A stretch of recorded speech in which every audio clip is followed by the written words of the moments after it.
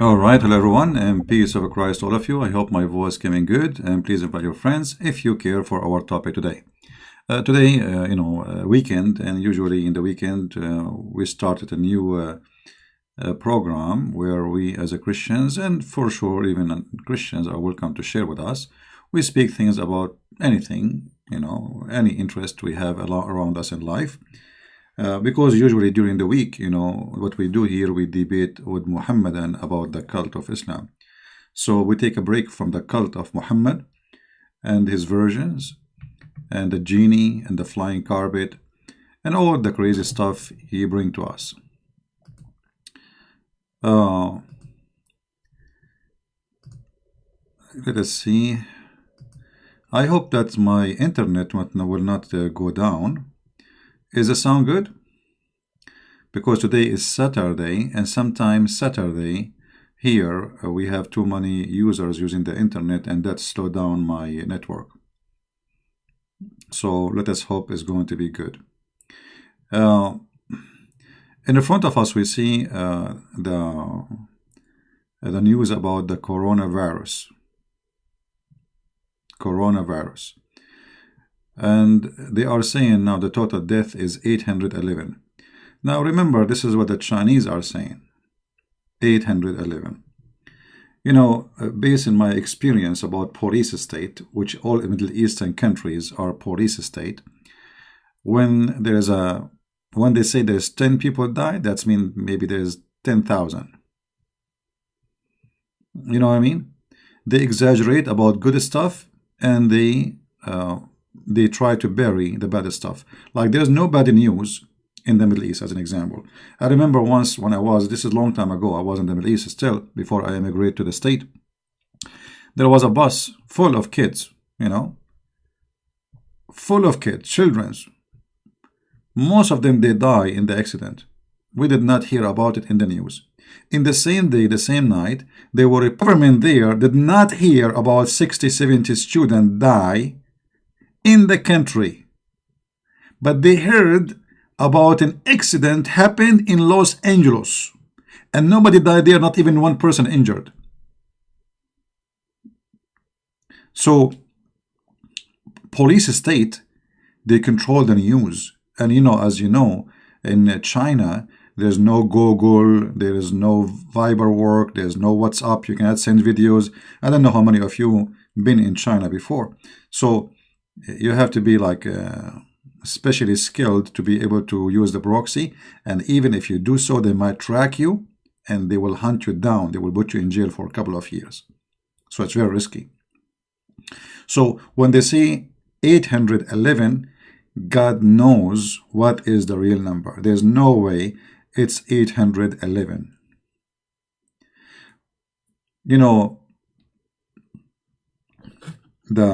The territory where the virus is spreading is not really the territory, which means they are trying to make it is located in a territory, but the fact it's all over. It's all over China. And it's going all over even the world. You see that everybody is trying to hide the truth, that this virus is out of control.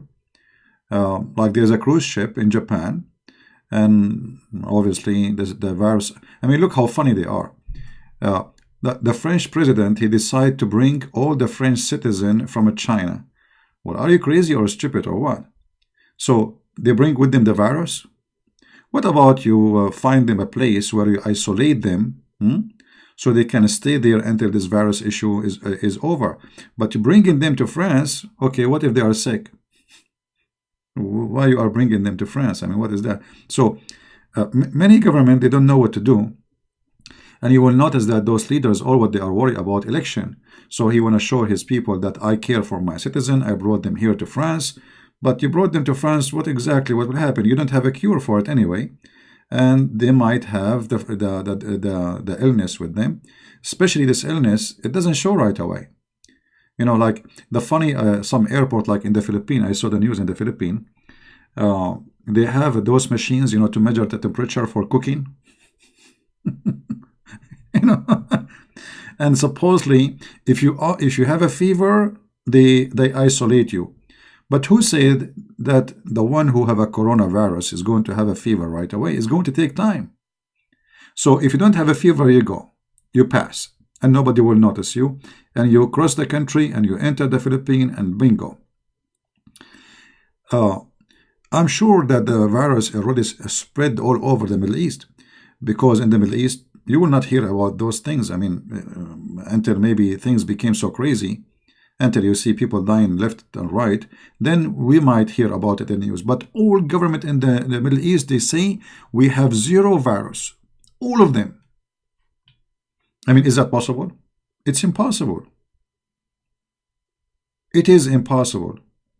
Especially Saudi Arabia, as a place, have a religious Mecca, where Muslims come from everywhere, and including China.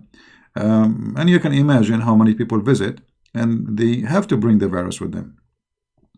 So they are like police government. They don't report what's happening, and what's happening, I believe, is very ugly.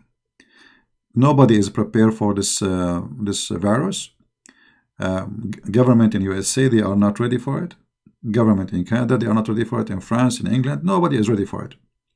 So this virus, if this virus continue, it might be the biggest disaster for mankind, because if it's really spread and there's no cure for it, you know, like I heard they are saying they are using a mix of drugs for AIDS and other stuff, and it's working. Obviously it's not working, otherwise we will not see the death number is going up.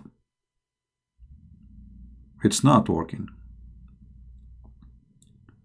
So when they say to us that this is you know, don't worry, be happy, it's just trying, you know, to control the crowd. If you go to China, the streets are empty, stores are empty, there's nobody, schools are closed.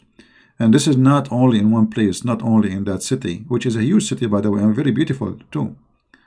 I was really surprised how I mean, how organized the city is.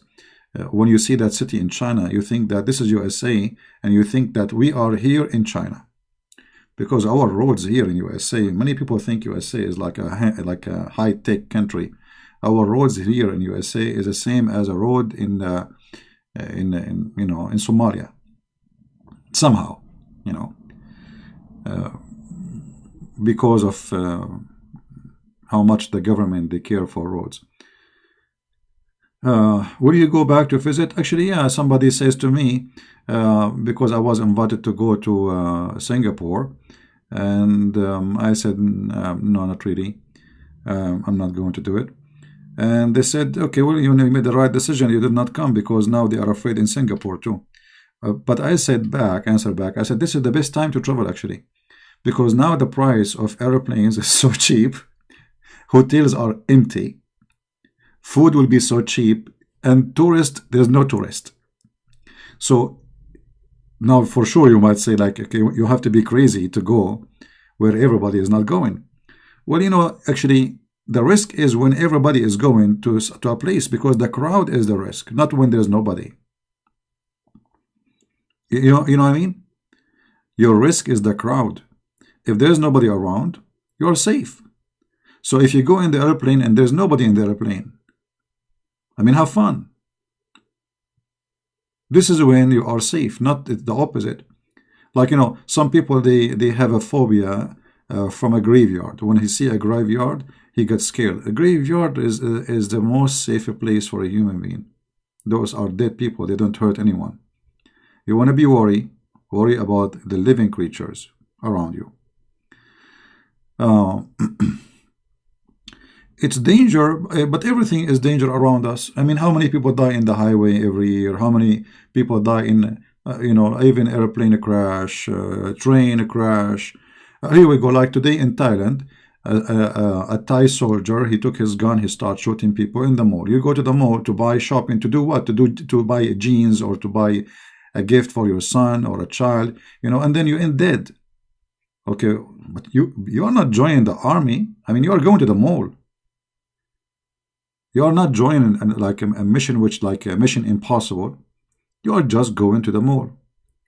No, I will never wear a mask. But anyway, if you have to wear a mask, wear it. For me, I might use my own Arabian mask. You know, we have the Arabian clothes. Put it around me, and this is the best mask, because this is what we use in the desert. You know, which is very good actually, because it prevents dust and many things. You do not need to buy those masks. You know, they are just taking your money. They are even stupid. I don't think even they really filter the air. It's just a piece of fabric in the front of your face. Just if you have a scarf at home, just put it around your mouth, and that's it. Yeah, I mean, risk. There is risk everywhere. There's death everywhere. You know, actually, I know people who used to hide from death. They are the one who die, and the one who don't hide is the one is living. And example is me. So, I went through a lot of things in my life, and I should be dead from a long time ago. But I do. I don't. When you fear death, death follow you. If you fear sickness, sickness follow you. Whatever you fear is going to come to you. Your death actually is your fear. You die before you die twice. You die because of your fear, and you die from what is going to happen. You know what I mean? If you are a person who have a phobia from anything like viruses, etc., without virus, you're already dead. You have to wash the pillow twice a day. You have to change the blanket every day. You have to, crazy. Because you are scared, you are terrified. You have no life. You have to wash your hands every 2 minutes, and you cannot shake hands with people because they have germs. And how you can live? You cannot live. You are not alive actually. So, yeah, there is certain things you need to do. Like, okay, there is a virus. Wash your hands. Don't put your fingers in your mouth. Don't eat in the street. Don't eat in restaurants. Make your own food. So there is certain things to keep yourself clean and to keep yourself protected. And that is necessarily always, not only across the street, what people, how they made this food, how what they touch before they give it to you. I don't know. I don't want to go in details, but you know what I'm talking about. So you have to be careful. However, if you are afraid of death, death will follow you. As simple as that. We should expect spread of sickness. The Bible says, yeah. You see, we don't know. Like we cannot say the Bible says, and this is what's happening now. Because I think that what the Bible said, that this will be about something will be like that's it. It's not just something temporarily and will go. So if something became no solution for it, and sickness, everybody is sick and everybody is dying, that is the prophecy. You can talk about. But if it's just like even if a couple of millions die, still this is going to be a prophecy because the Bible is speaking about something bigger. Actually, in the past, many millions they die before from war, from viruses, from etc. So you cannot just because the Bible say you start spotting your finger at what the Bible says and say that's it. This is what the Bible said. You know what I mean? No, we don't want to do that. Same time, remember, if you remember the story of Lot, the Lord, He will not burn down the city if there is even 10 people there are good people. Just 10. You know what I mean? So if there is 10 people are good, the city will not be punished. Just 10.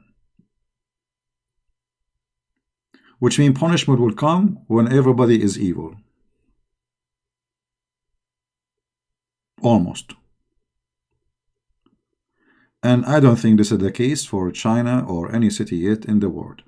So I think still we are far away from that day when we can say it is a judgment day. You know what I mean? All glory to be to Jesus, to all my Christian brothers and sisters from India. Thank you, my friend from India. God bless you. Like every ethnic group, they have their own traditions. And, in China, they eat food which nobody really eat. I mean, in Asia, generally speaking, for me, when I went to China or to Asian countries, I noticed that there's food which for us, like, we consider it disgusting. They eat it, even they have cockroaches. I remember once I was walking in Thailand, and a lady, she is sitting in the street. She have like, they look like cockroaches. What is that? So I said to her, what is this? She said, she speak broken English like mine. She said, sir, this is good for boom boom. Oh boy. Yeah, so especially if you spread rumors about the benefit of some food and people believe it, then people buy it and then they eat it, even if it's garbage. You know what I mean? Mr. Jack Sparrow, he is saying, كل نفس ذائقة الموت. Yeah. Well, Jack Sparrow, here we have a problem, because your prophet, when he said in the Quran that every soul will taste death, and then Jesus did not die, that is a problem. You know what I mean? Secondly, your prophet, he claimed that the angel of death, he will die too. But the angel of death is not a soul. How the angel of death, he will die? How death will die? Your prophet, he said that Allah will bring death and he will slaughter him. Have you ever heard of a madness like this? So don't bring the wisdom of your prophet. Your prophet, he spoke about viruses, and he said the city of Medina, there is no virus will enter to it, if you remember, just to remind you, my friend. But we know that in Medina not only suffer from the virus, which is the plague, but suffered heavily, to the point people, they die sometime in the same, like, few hours or same day. Just to show you one hadith as an example. Here we go. This is the city your prophet, he promised that this city, there's no plague will enter it. Ta'un, by the way, is something happen where a huge number of people die. All of them, they have the same disease. Doesn't matter the name, doesn't matter really the name. So when something, an illness, sudden illness happen, and the population is infected, not like 1 or 2 or 10, so like a huge population is infected and people, they are dying left and right. That was what your prophet is saying. So he is promising you that the plague or any death will not enter the Medina like this. And as you see, people, they were dying rapidly. The fact the translation is false, because it not only it says rapidly, it says mautan dhari'an, which means, zari'an mean that it is fast and ugly. All right. So your prophet, again, he is the last one to tell us what's happening.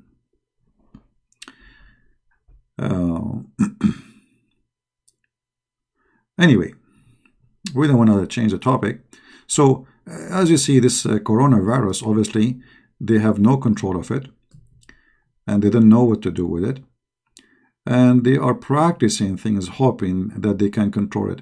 So if the private sector, government, scientists, they are unable, so you might get ready to expect that the number of spreading might go really heavily, even though they are like saying we control the airport, we check passengers. It's impossible, because this virus, like when you get infected, you will not have symptoms right away, because all what they can do, they have to wait for the symptoms. They cannot discover it until you get sick, and sick for real, right? Well, you see, we do not know really the reason behind this virus. Everybody is guessing. Some people, they say bat soup. Some people, they say it is the animal, what you call this, ant eater, So, I mean, they don't know really. They have no idea. They have no idea. It looked like they've been taken into surprise, because this virus from the same family, a virus appeared in Saudi Arabia before. The same virus, but it's like a little bit different. First time appeared in 2012 in the city of Jeddah during the Hajj, which means it's coming from Mecca. And many people die. But look like this virus did not really spread heavily, and it went to sleep. And look like that this virus, it might be this, I mean, the exact same one or from the same family, developed itself and became stronger. You know, so now like it's prepared for antibiotic and all the drugs we use to fight it. So this medicine is not really affecting, right? For a truth, you know, we don't want to use comment like this, my friend. Don't eat pigs because pigs are their cousin. This is not a smart talk. But I can give you an answer better than this. Muslims didn't know actually why they don't eat pigs. All right? They don't know. They have no idea. No Muslim knew why they should not eat pigs. This is why the Quran is a silly book, because shouldn't you tell people why? Why? Why you forbid something? Nobody knows. All right?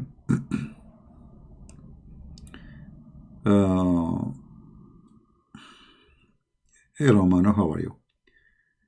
Yeah, and you know, we are not here to call the Muslim names. Even sometimes I have to say certain words, but I'm not calling names. You know, we don't want to do the same as the Muslim. Like I remember once, the Muslim, they were saying to me, Christian women, they have AIDS.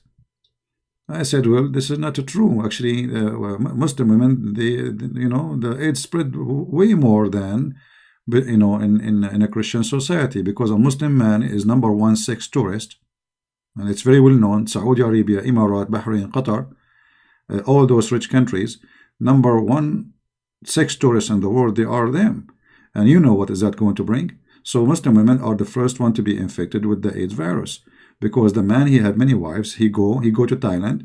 He don't go to Thailand to see a nice beach or to take selfie picture, which is a beautiful country, or to eat food. No, he's going to the bar, prostitutes. Everybody knows, especially in the month of Ramadan. So we don't want to do the same as they do, right? We speak logic, and the logic is yes, the AIDS is all over in the Middle East, many viruses, and people die there. Nobody knows, because who care? You see, in those countries, when Saddam Hussein killed 10,000 Kurdish by using chemical weapon as if they are fly, if not the Western TV, nobody in Iraq knows about it. Not a single person in Iraq, he saw in the TV the news that there is 10 people die by chemical weapon, as nothing happened, you know. So as I said, in the Middle Eastern government or media, TV stations, everything is controlled, the same as in China. So when they say to us 811 people they die, that's mean the number is really huge. It might be 8,000, it might be 80,000. We don't know. This is a communist country. You know, I remember when I was walking in the street, I feel that I am being watched closely. The police, they will eat your life, like, you know, even they will come supposedly tourists, you know, but it's a police country. There is no private companies, as an example. Like you see, the reason America is fighting Huawei phone, because this is not a private company. This is a Chinese government company.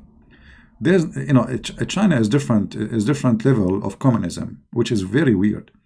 Like, you see, when you say government, always you think about government like there is an office, present the government, and this is the one is in control, and there's no private companies owned by somebody. No, in China there is a private company, but it's owned by the government employees. So everybody is employed by the government. So they create companies, and those companies, they are owned, which means the income of those who work in the company, which is supposedly a private company, but at the same time it's a government company, the money come from there is what is going to pay for the salary of the employees. So the Chinese, they made it like half private and half government. But at the end of the day, everything is government. It's different from what we know about communism. Very different style. Released they say the infection more than 150 and the death rate is 24 is official release. Infection, yeah, this is released by who? The death number you mentioned, Andy. Who is the one who mentioned this number? That 24. Yeah, I don't know what official. We cannot really trust anyone because you see, the only one knows the real number is the Chinese government. And actually, the Chinese government, they refuse any assistance from USA, from France, from England, because they don't want anyone to know numbers. You know what I mean?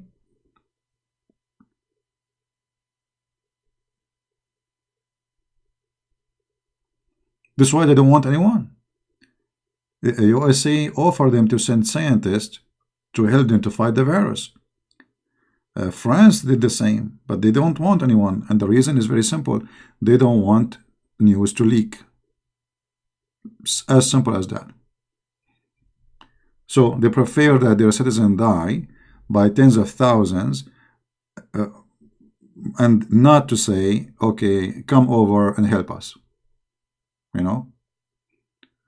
See, okay, accidental release. Okay, yeah, well, you see, but if this is accidental release, we don't know. So this is what happened in a police state, and I believe it's not only the Chinese is doing the same. I mean that I believe many countries are doing the same because they are trying to control economy. Because you see, this virus, as you see, I mean, it's very funny how a small tiny virus can change everything. Will impact the food market, the oil market, jobs, manufacturers, steel price, dollar price, gold price, diamond price, uranium price. You will not believe it. It's just a stupid virus, but everything is infected by such a thing, right?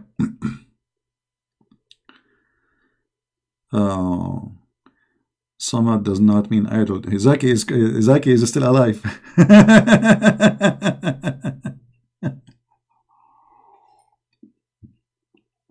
Zaki. Anyway, Zaki is asking me, you don't have Ahad as idol. Well, my friend, if he is not an idol, then you are in trouble. You better take the idol option, because if the Muslim says قُلْ هُوَ اللَّهُ أَحَدٌ, that's mean he is one of. That's mean Allah is not the only God. So you have to tell me what the word Ahad coming from. Is that Ahad a name? As an example, we say Yawmul Ahad. Sunday, it's called Ahad, but this is a name. So look how you put yourself in trouble. Either you accept that قُلْ هُوَ اللَّهُ أَحَدٌ, Huwa Ahad. What he is? He is Ahad. Huh? Either you accept that this is a name, as the day Sunday, or you accept that Muhammad is using the wrong word in Arabic, which means one of. Choose one. Which one is good for you? Both of them, they will be horrible. The best scenario, you have Corona. Right? Anyway, we go back to our topic. So, if this virus go out of control, I mean, many things will happen. I will not be surprised if they have no medicine for it. Millions of people will die from around the earth. And you know, the bad thing is, there's some countries, they have no protection. I mean, like in Philippines, Indonesia, Bangladesh, those are a huge population. And the system there is not good at all to fight anything like this. You know, it's not like advanced countries. So, and it's very crowded. Like one train in Bangladesh is enough to spread the virus everywhere. The video is buffering, Zaki, because you did not say inshallah. Say inshallah, we'll fix it. Yeah. So if this virus really spread, I mean, and they have no vaccine for it, millions of people will die. And God knows what millions mean.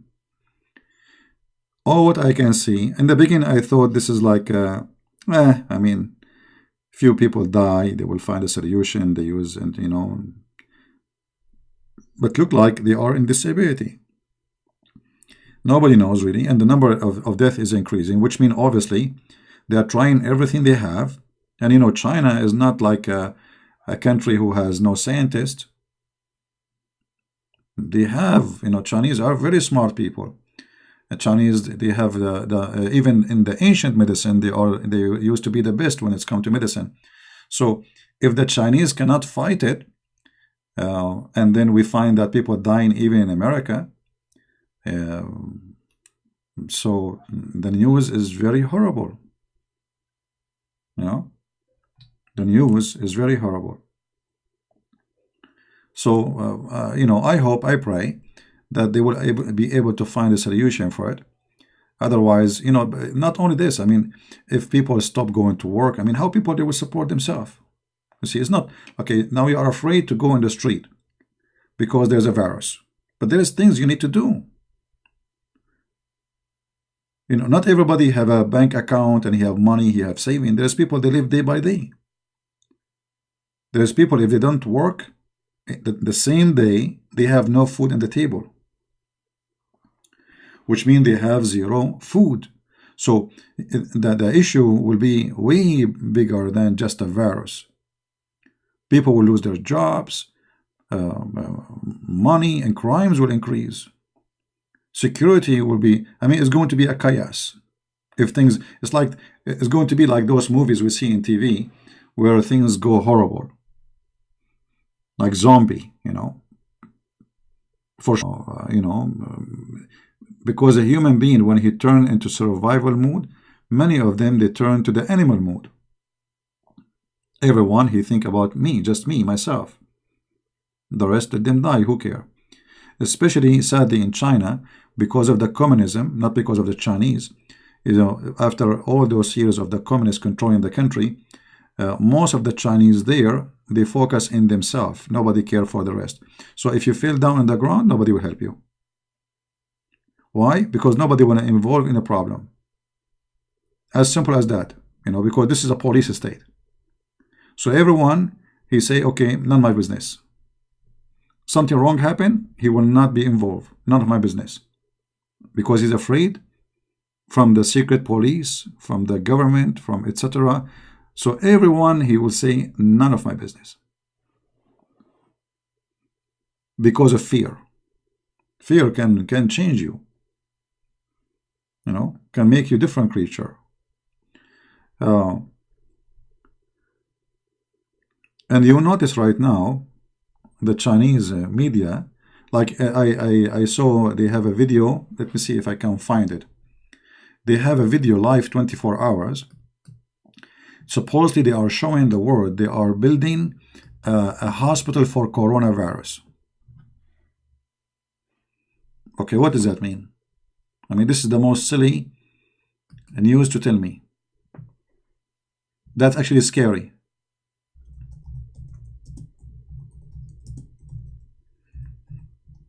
I was watching how, and here we go. They had this live. Let's see if we can see the actual video live. They have 2 channels or 3 channels live podcast. Yeah, I don't see it anymore. Maybe they stopped doing it. Maybe they noticed that this is a stupid idea. So they were launching live broadcast for building a hospital, and supposedly they want to finish it in 8 or 10 days. But this doesn't mean you don't have hospitals. Okay, why now you are building hospitals? Are you saying you don't have hospitals before? So where was your hospitals before? What happened to them? Oh, this is a hospital for Ebola. Oh, sorry, for Corona. I mean, it's the same. But in order to control a big problem, which is going to be economy, China is losing a lot of money every day because of this. Their airlines is dying. Nobody is buying product. You know, import. People, they stop because afraid. Nobody want to import, especially like food from China. Importing anything, actually, it is now questionable. Like, should we import or not? Because the one who is going to send us the product is a human being. He's, you know, maybe he's infected. Maybe we get the virus with the. So you never know. So it's a big problem, and they do not know what to do. You know, so they come with this idea. We will put in YouTube a live channel showing them that we are building a hospital is going to be finished in 10 or 15 days. But this is showing us a big failure, that a country like China don't have hospitals for similar kind of diseases, right? A big failure, obviously. The Chinese government really, they you know, they proved that they were thinking about everything, maybe except this thing. How to invest in foreign countries, how to control foreign countries, you know, how to copy technology from America, steal it from here and there and redo it in China. But nobody thought about such a thing, and they are not ready for it. But we cannot blame the Chinese alone. You see, even in USA, they are not ready for it. Here we go. People, they are dying in USA. But I think, look like, that not everyone is infected with this disease, he will die. It just depends how strong your body is. You know?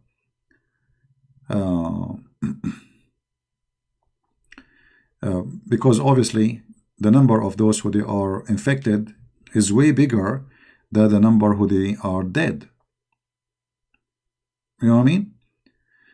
So obviously not everyone who get the disease, he die. So look like that this illness, this virus, will kill you if your body is weak. Right?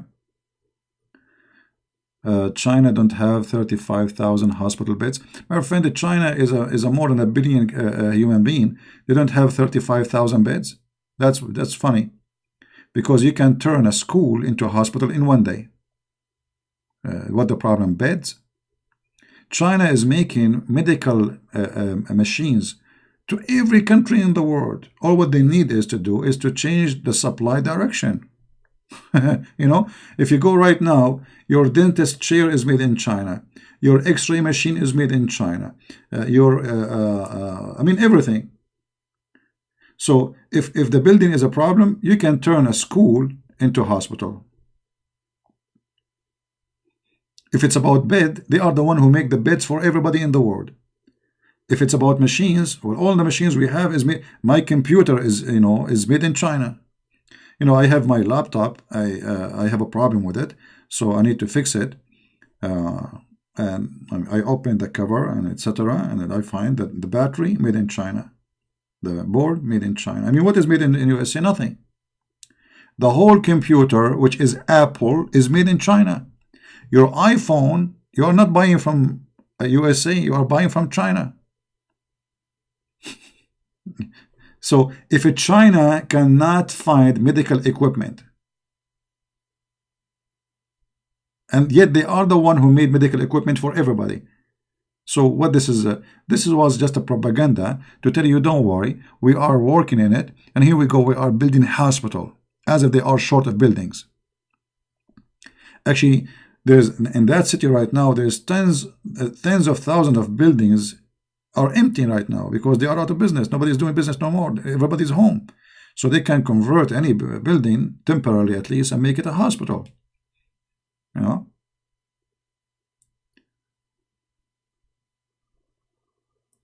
My friend, there's nothing is called suitable to control such a, you know, you can convert it, because a hospital at the end of the day is roof and walls, right? And then inside you can divide it as you wish. I mean, this is China, my friend. Okay, listen. If they can build a hospital in 10 days, can they make a building ready to be a hospital in 5? It's already exists. So you save half of the time. Anyway, so all of this is just propaganda to make people believe, okay, you know, we are China, don't worry, we are going to control it, buy from us, everything is fine, we will fix it, you know. But obviously this is not what's happening. Today they found 6 people in from the UK in France infected, right? So obviously, I mean, those 6 people, before they found them, how many people they infected, God knows. Those 6 people who they found them today in France, going to do skiing, and they are coming from the UK. How many people in their way, they shake hands with them, you know, they hand money to them. There's, you know, there is some people when they count money, especially in the Middle East, when they count money, like the money go dry, right? Like you wanna, like you wanna count the money. You need your finger to be wet. So what they do, they touch their finger with their tongue, and then they start counting. And then when the finger dry, they touch it again. This is the best way to spread the disease.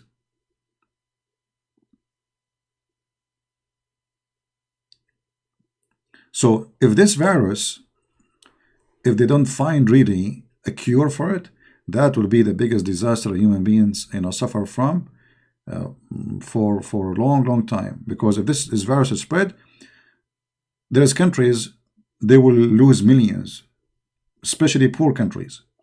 Take ability of protection. You know, a country like the Philippines. First time I went inside the mall in the Philippines, I was like shocked. I never saw people, I mean, as much as I saw in 1 hour, I see it in a year in USA. The number of people I saw in 1 hour in the mall, in 1 hour, is more than I see for the whole year in USA. I mean, you can't even walk inside the mall, especially when it's time like people leave the work. So in such countries, Bangladesh, have you ever seen a train in Bangladesh? Who of you saw a train? Let me show you a train in Bangladesh, how a train work there. I mean, those people, if they receive the virus, that's it. I mean, crazy.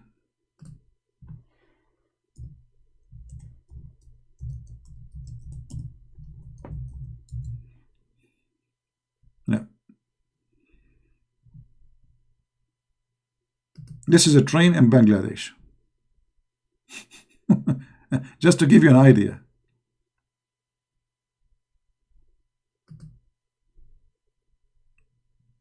Let me show it to you more clear. So imagine you want to control the virus in this country. You see, like you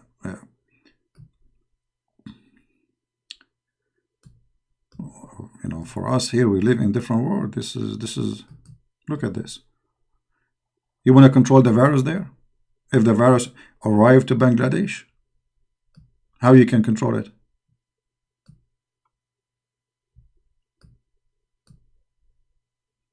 This is just a train. People are not going to heaven. They just want to go home in the train.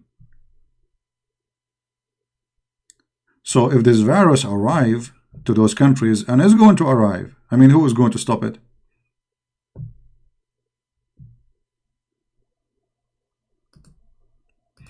Imagine a Christian prince is taking the train because he promised the Christians to open life on air. And he is trying to get home using that train. Let me see, where is a Christian prince there? Where is the guy who looks scary? All of them, they look good except me. I don't see him. I mean, look at this. There's like 30,000 people waiting for the train, and there's other maybe 30, 50 in the train, in the top of the roof, in the top. I mean, so it's going to be really horrible. It might be funny, but this is really horrible. You know, thank God if if you don't live in such a country, you are lucky, my friend. You see, people don't appreciate really what they have until they see. Honestly, people don't appreciate what they have until they see. Like you see an American boy, he is 16 years old, and he's complaining because his dad, he bought him a car, and the car is 10 years old. I mean, his dad is cheap. He have a bad daddy. Send him to Bangladesh. Just send him, let him get the training. Then he will appreciate every single bite of a sandwich you give him. Anyway, so there is some countries it's impossible to control virus on them.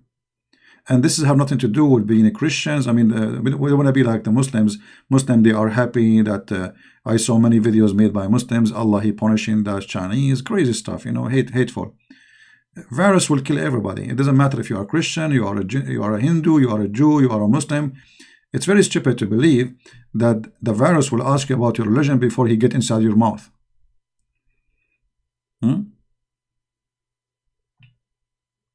Right? But this is what some Mohammedan they think. Virus is a virus. People die left and right. No mercy. What's your religion, what you eat, how you look like, you're black, you're white, you're Asian, it doesn't matter. Right? So, we don't know what will happen tomorrow. Tomorrow might be ugly. We hope not. I pray not.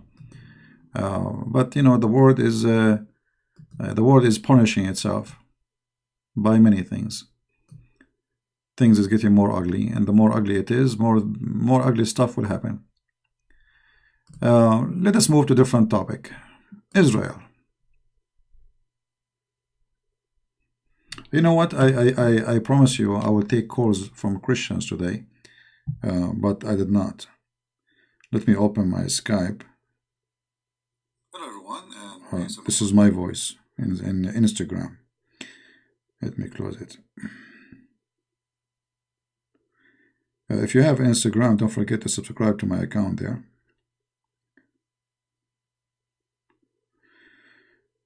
All right, let us open Skype.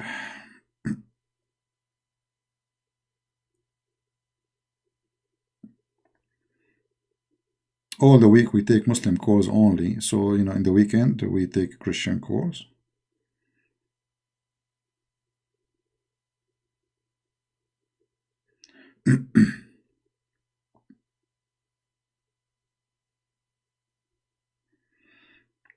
And what I hate about Skype, I open it, each time I found like 1,000 message.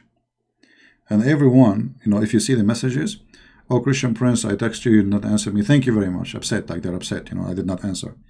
But you should see how many people they call me, they text me. If I want to answer everyone, I will spend my life just answering. It's endless. All right.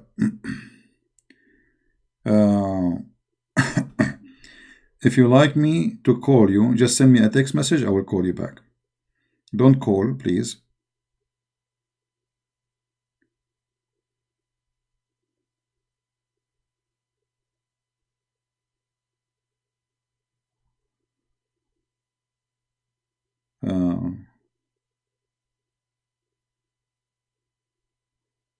Yeah, just text me, tell me I want to call, and I will call you back, so we can receive people in order and nobody jump over somebody else. For people who they are texting me from Nigeria, God bless you, my friend. Thank you very much. And I apologize if I don't answer, because it's too many people to answer.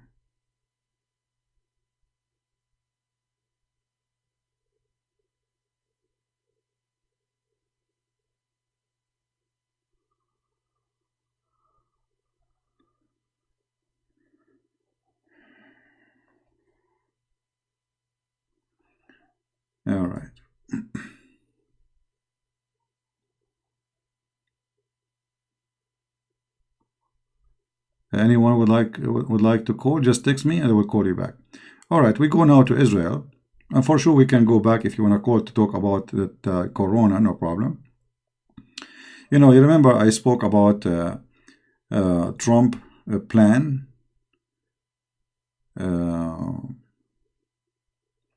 for peace, and I told you this is not really a plan for peace. It's just a plan giving the green light for the Israeli to take a land, which is obviously a very good plan for the Israeli people. But you know, Israel is not a country of, let us say, people who agree with each other, which means Jewish people, most of them today, they are liberals, and liberals are anti-Israel, the same as liberals are anti-America. Always liberals anywhere, they are anti, you know, anti-national. I mean, they are anti. So Trump, he is trying to help the Jews. Netanyahu, he is so happy for that. Many of the Jews, they love it. But in Israel, there is a big line of Jews who they are liberals. And those Jews, they prefer to give Jerusalem to the Muslims just for the sake of having, you know, a sign that says peace. You know? But this peace will never happen, because if you give them Jerusalem, then they will ask you for more cities. You know, they will never stop until they throw you in the ocean. So liberals, you know, they are always, you know, they go in the awkward direction, and they are, you know, a kind of an enemy to Israel. I saw them in the news actually marching with the Muslims and the Arab, if we can call them Arab, those who they are there, against the plan of peace of Trump. Weird, isn't it? Actually, you might find an Israeli, he is burning the Israeli flag. But this is the same you find in California. You'll find a liberal from California burning the American flag. Not only you will find, I mean, this you will find everywhere. In California, if you are a person who wear the flag of USA in your t-shirt, they will kick you out from the school. But if you wear the flag of Saudi Arabia, you are welcome, you know, or Mexico. So liberals are always like this. It doesn't matter where you go. All of them, they are the same.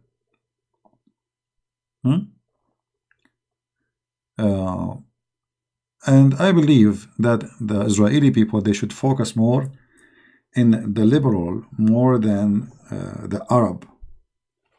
The liberals are more dangerous than the Arab, because you have the self-destruction members in your own citizen. So they need to focus more on education and to change the mindset of those children who grow up in liberal schools, who they told them that if you love your country, you are a fascist. If you are a person who carry your flag, you are evil. You know? Education. If you send a child and you put him between ISIS, he grows as ISIS. I mean, it's very simple. Education is, everything is about education. If you grow in California, you will be liberal. Why? Because the education around you is, the teacher is a liberal. The teacher, he will start saying Republican or white supremacist. What white supremacists have to do with Republican? Actually, Democrat in USA, they are the one who fought against freeing the slaves. Do you believe it? They are the one. Go and read history. Every action, legal action, was against the black people, was done by Democrat. Go search it. So education is the problem. In certain areas, the liberals are majority, and they have their influence in the children's. So if you are a child like me, I grew up in the Middle East. Okay, in the Middle East, they keep telling me that the Jews, they are monkeys. The Jews are monkey. Okay, so I grew up believe that the Jews are monkeys. Not necessarily believe, but so the first time I saw a Jew, I was looking at his ass to see if he have a tail or he have a red ass. And I was curious to see where is the monkey, because this is what they told me, that the Jews are pigs and monkeys. You go to the school, what you learn about the Jews? They are pigs and monkeys. So if you grow up in such an environment, the teacher, the government, the TV, the textbook, everybody is saying the same. Well, here we go. This is what's called a brainwash.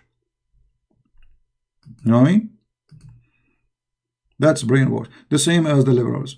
You know, I find actually Islamic terrorism is the same as liberalism. If you remember when Trump he won the election, the liberal they start burning cars, burning stores in San Francisco, right? You remember? Let's see if we can find some news in Google.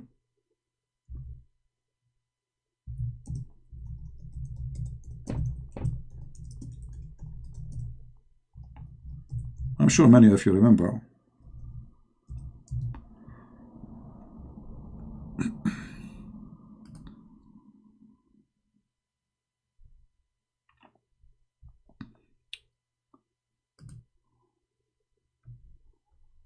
Yeah.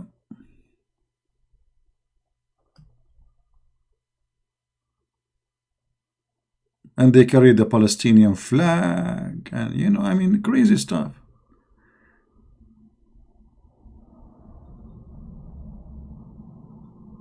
You can search in Google and find. The guy, he is not even elected yet. I mean, they just announced and they start burning cars, attacking stores, etc.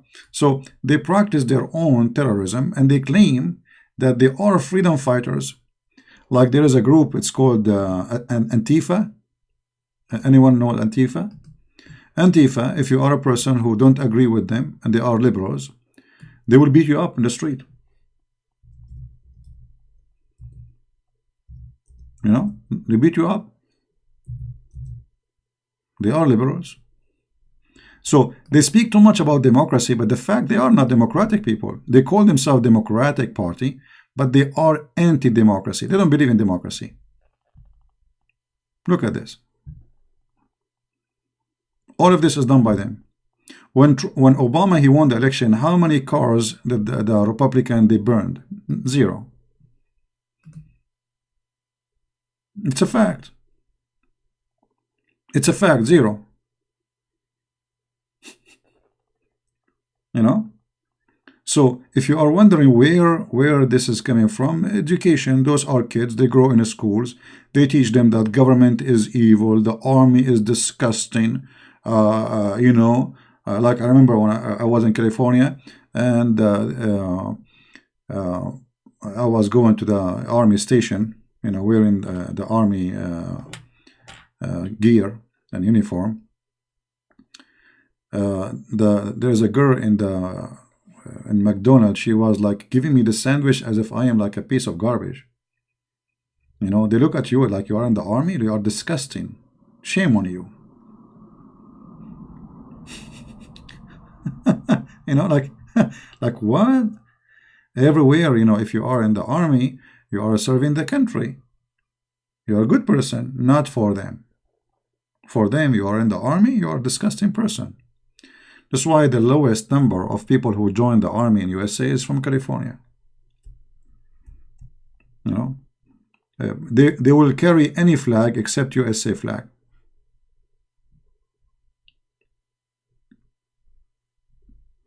They are not, and they call themselves Antifa, but I see them that they are anti-America, anti-truth, anti-freedom, you know. And you have to agree with them. If you don't agree with them, they are the same as Islam. You don't agree with them, you know, they burn your car and they threat your life, and yeah. This is how it is. Let us see if somebody is texting me in Skype. I think I heard somebody.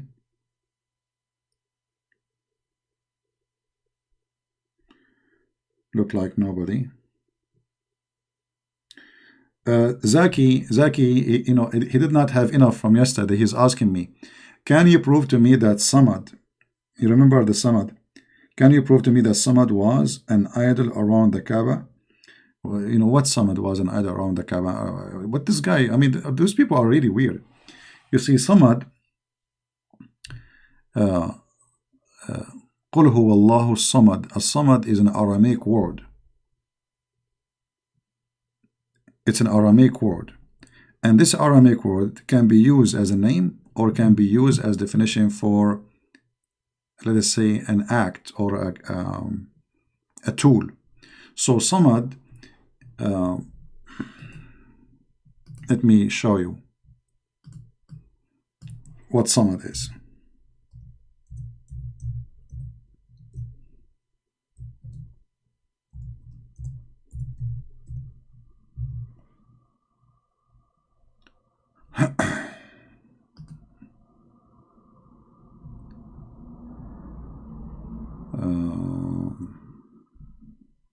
I'm trying to remember what the name they use in like street language in Arabic.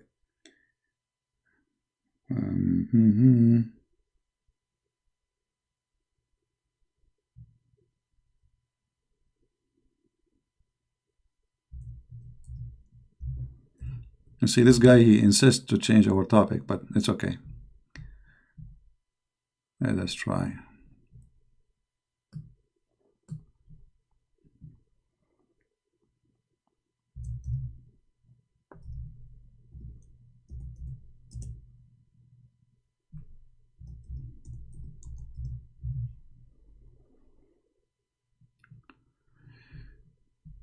What they call it in English, guys, I don't know if anyone saw such a thing.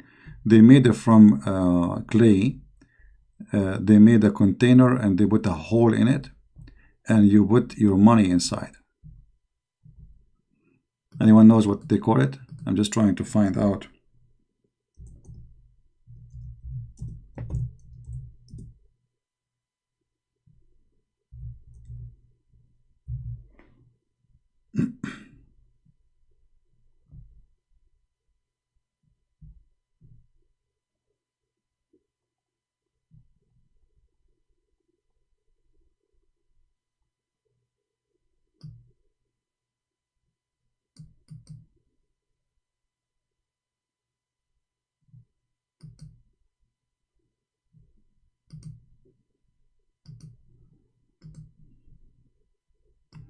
Yeah, but not saving money.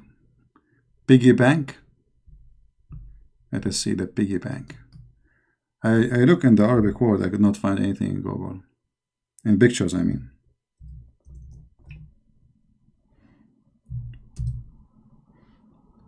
Yeah, you know, it's close. It's here they are making it like a pig, but this is not really what I'm looking for.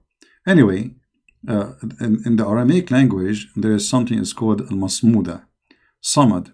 Samad is the collective, the collection. So if Allah is Ahad and He is as-Samad, and He is the collective, you know, He is a collection of what? You know what I mean? Now, if we go and see the interpretation for the Quran,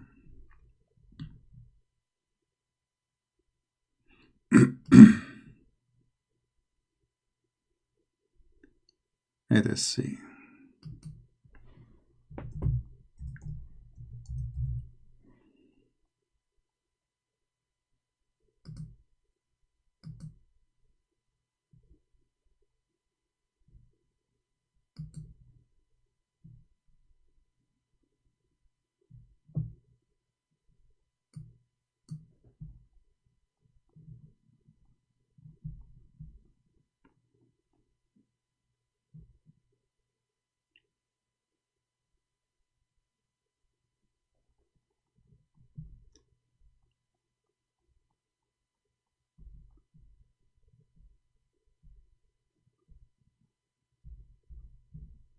Mr. Jackie.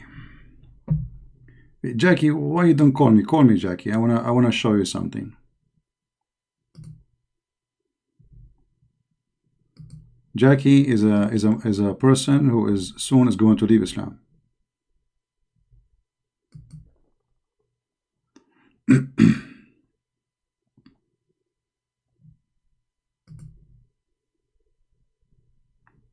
Are you there, Jackie?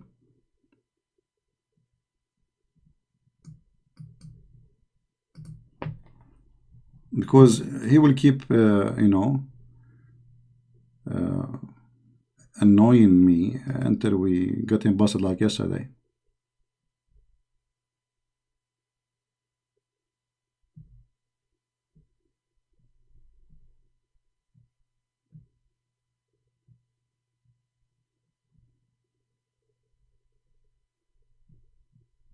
Are you there, Jackie?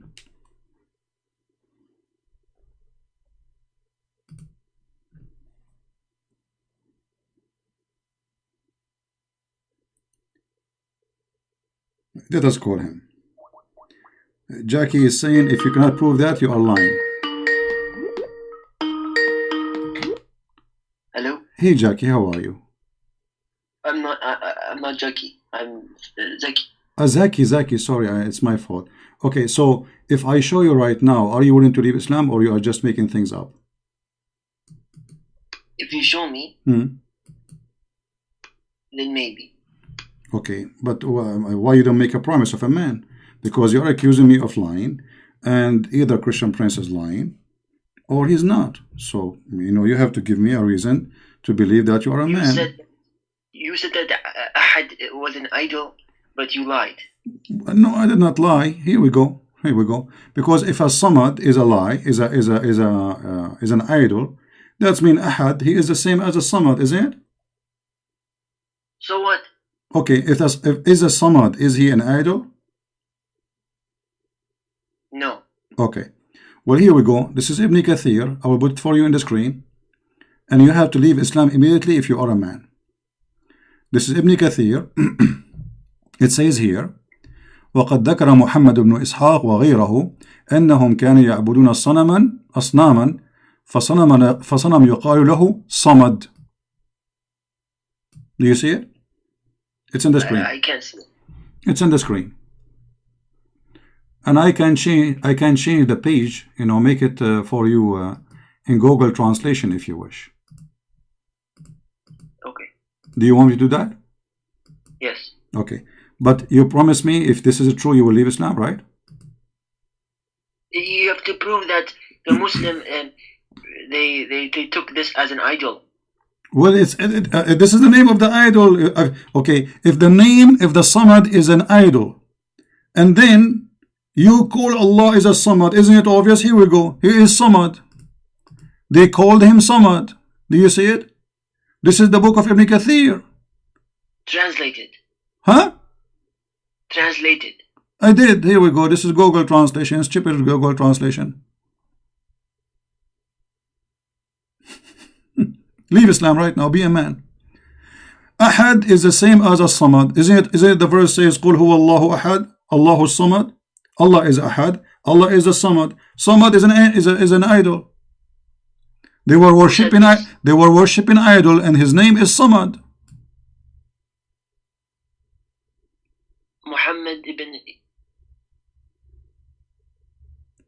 Muhammad ibn Ishaq and others, they mentioned the following, that they worship an idol and the name of the idol is a Samad.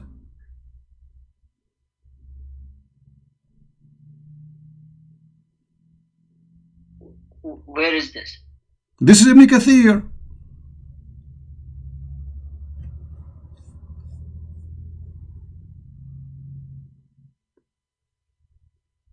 What we will do now? You will leave Islam or not? Send me the link. No. Okay, I will send you the link. You will leave Islam or not? Are you a man of your promise or not?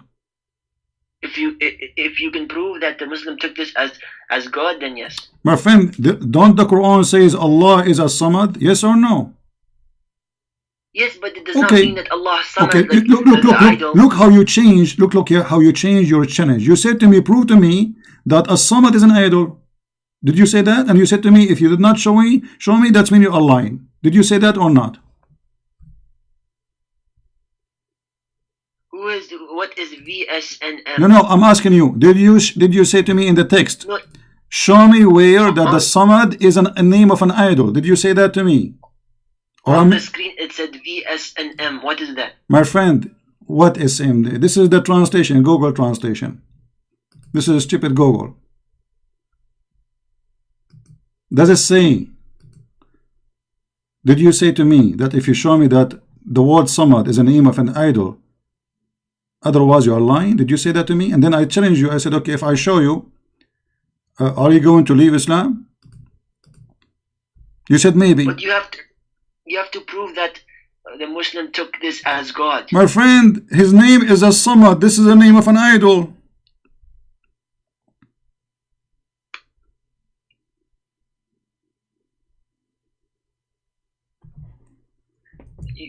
You said that the Prophet stole red bikini. Don't change the topic, Potato. Don't change the topic. Why are you changing the topic now? And yes, your Prophet, he stole bikini. Okay, don't change the topic first. Don't change the topic. Potato, don't change the topic. You see, I stopped my program just for you. Be a man.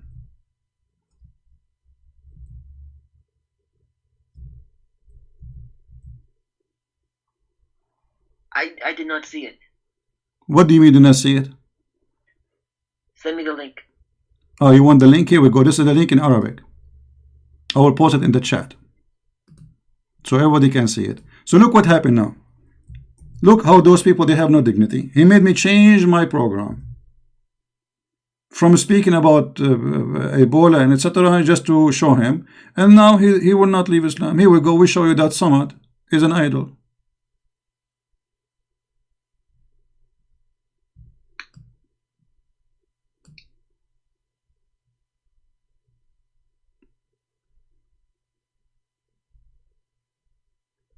And just to show you how they fool people, here we go. This is Ibn Kathir in English. They show you that they call the name here. They say they call him Samud, but they took the word Samad. What is the word Samad? This is the verse in Arabic. It says Samad. This is Ibn Kathir in Arabic. It says Samad. Who said this? Ibn Kathir. He did not. It's in front of you. I just gave you the link, you idiot. It did not say Ibn Kathir said it. This is the book of who? Ibn Kathir. Abdul, Ibn Kathir saying that Ibn Ishaq said, and many others, that those they use to worship idols, فَصَنَمٌ يُقَالُ لَهُ Samad, and they're used to worship many idols. One of them, his name is Samad, and the other one, his name is Samud, and the other one, his name is Al-Haba. So who is talking there? Ibn Kathir. He is reporting what the scholars they said. Now apologize and say to me that I am leaving Islam because this is a pagan cult. You challenge me to show you. You see the coward, he hang up. And they say to me why I block them. I'm going to block you right now because you're a coward. Fifi told you that there is no such a thing. Fifi is a potato. This is why he don't dare to call me. It's in the front of your eyes. Anyone who speaks Arabic, he can see it. Here we go. This is Ibn Kathir. وقد ذكر محمد بن إسحاق وغيره أنهم كانوا يعبدون أصناما فصنم يقال له صمد. This is one of the names of your God. So Ahad and Samad is one God. This is what the Quran is saying. And the other idol, his name is Samud. And the other idol, his name is Al-Haba.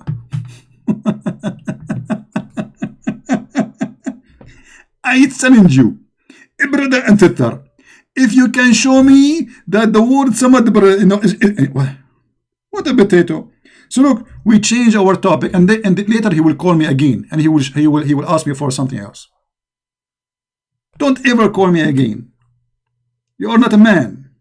You are a fly. And I don't want to make my shoes dirty by a fly. I smash it. So we change our program, our topic, just to answer him. And look. And here we go again. I'm going to post. You count, even if you don't speak Arabic. You count the first line, second line, third line, and the fourth line. The fourth line, not the first word, not the second word, the third word. That is Samad. Why Muslim they like to be spanked by Christian Prince? This is why those potatoes who they claim they can refute me, they don't dare to debate me. They make videos, and those stupid ones, they follow them. They are like bugs. You know, if Fifi he said that, you know, he challenged you where it says that. If Fifi is a donkey, you do not know. Here we go. You follow Fifi. This is what happened when you follow Fifi. This is why they don't dare to call me. And if you see his text, you are a liar. I challenge you. Show me where it says that. Okay, we go back to our. I apologize, guys. But it's good to get them busted, isn't it? I challenge you. I challenge you. I challenge you. You have no idea you're talking to who. This is why your potato, the one you are learning from, he don't dare to call me, because he knew. You are saying exactly what he said, and this is exactly what will happen to him if you call me. This is why he don't call. And look here at the corruption. You see, in the English translation, the word samad is gone. There's no samad. They took it on purpose. Anyone who knew Arabic, he can read it, and even we use Google translation. Why in English we cannot? In the English translation of Ibn Kathir we cannot find it. They mention the word Samud. There's an idol. His name is Samud. Where is the word samad? It's gone. Totally gone. And we can show you this tafsir from the official government website of the Kingdom of Jordan. So people will not say, oh, he's making things up. Here we go. This is the official government of Jordan, and this is the book of Ibn Kathir. So why we cannot find it in English, but we can find it in Arabic? Because simply they are trying to hide from you the truth, that Islam is a scam. Here we go. This is the official government website of the King of Jordan, who claimed to be descendant from Muhammad himself. No wonder he is a fraud. فَصَنَمٌ يُقَالُ لَهُ صَمَدٌ وَآخَرٌ يُقَالُ لَهُ صَمُودٌ. Fly. You are a fly.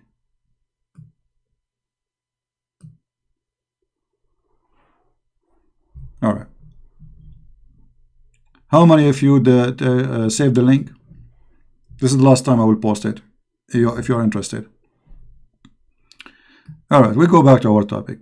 CP, I said no CP. It doesn't say that CP.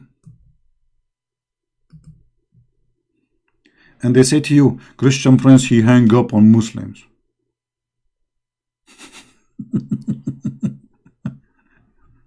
Oh boy. You are talking to Christian Prince, my friend. If I leave my toes, huh? Behind the microphone, debating 10 Muslim imams, my toes will win. Not because of the knowledge of my toes, but because of the smell. Unbelievable. All right, we go back to our topic. Until now, I did not receive anyone when I think because of the title news, you know, Christians, they don't want to. Okay, we have somebody trying to want to call. All right, let us call this person.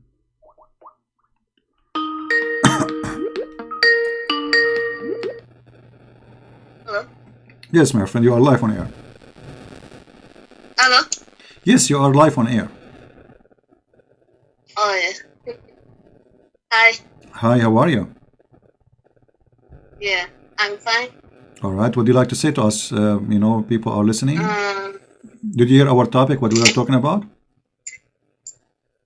Yeah, I'm from Indonesia. I just want to share the news here about the ex-Indonesian ISIS that want to come back here, you know. ISIS, they are coming to Indonesia?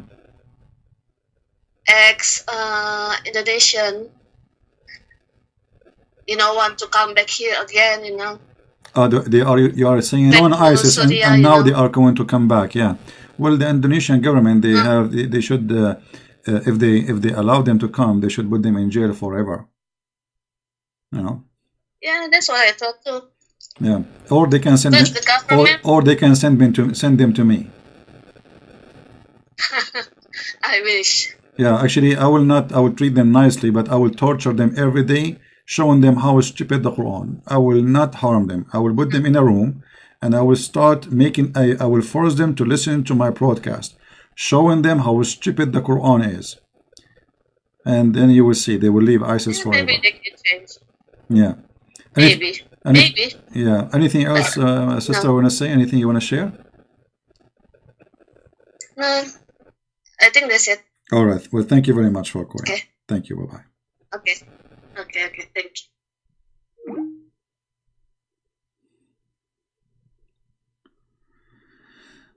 Okay.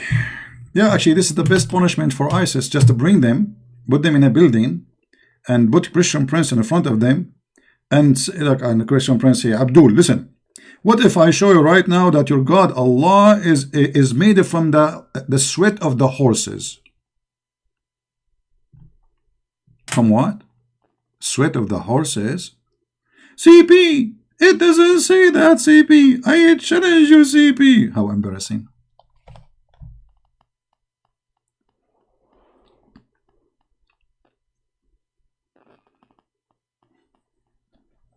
How embarrassing. Now, this is Syria war. You see that the Erdogan, who is trying to be the caliphate of the Muslims, he wanted to protect the terrorists, Al-Qaeda and those terrorists in the north of Syria. But Erdogan is a potato. You know what potato mean? This guy is very, very strong if you are small, tiny, weak. He is a hyena. And this is an example of Islamic government regimes. When you are weak, they are lions. When you are the lion, they are cats. In the best scenario, they are little tiny dog. So Erdogan, when he want to fight with the Syrian army, which is weak army, 8 years of war, very tired. 9 years of war, actually. So he's a hyena. He want to destroy them. The second the Iranian, they show their teeth, Erdogan is farting. The second Putin he talk, Erdogan is doing poo-poo. And this is the example of how those Islamic regime they function. This guy, he wanted to establish a territory for all the mujahideen in the world, so he can use them and control them. He have a war in Libya, he send them there to fight for him. He have a war in Yemen, he will send them there to any place where Turkey needs somebody to fight for her as a country, they will send those people. This remind me, there's too much similarity between Hassan al-Hashash. Anyone knows who is Hassan al-Hashash? Who knows who is Hassan al-Hashash? Let me see if I can find something for you in English.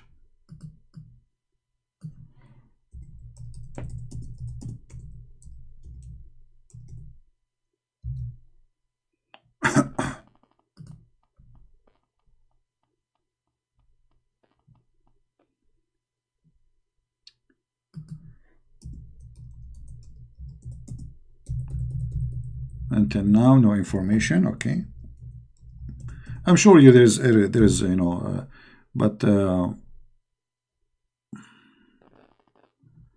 I don't know what the name they use in English. Let us see.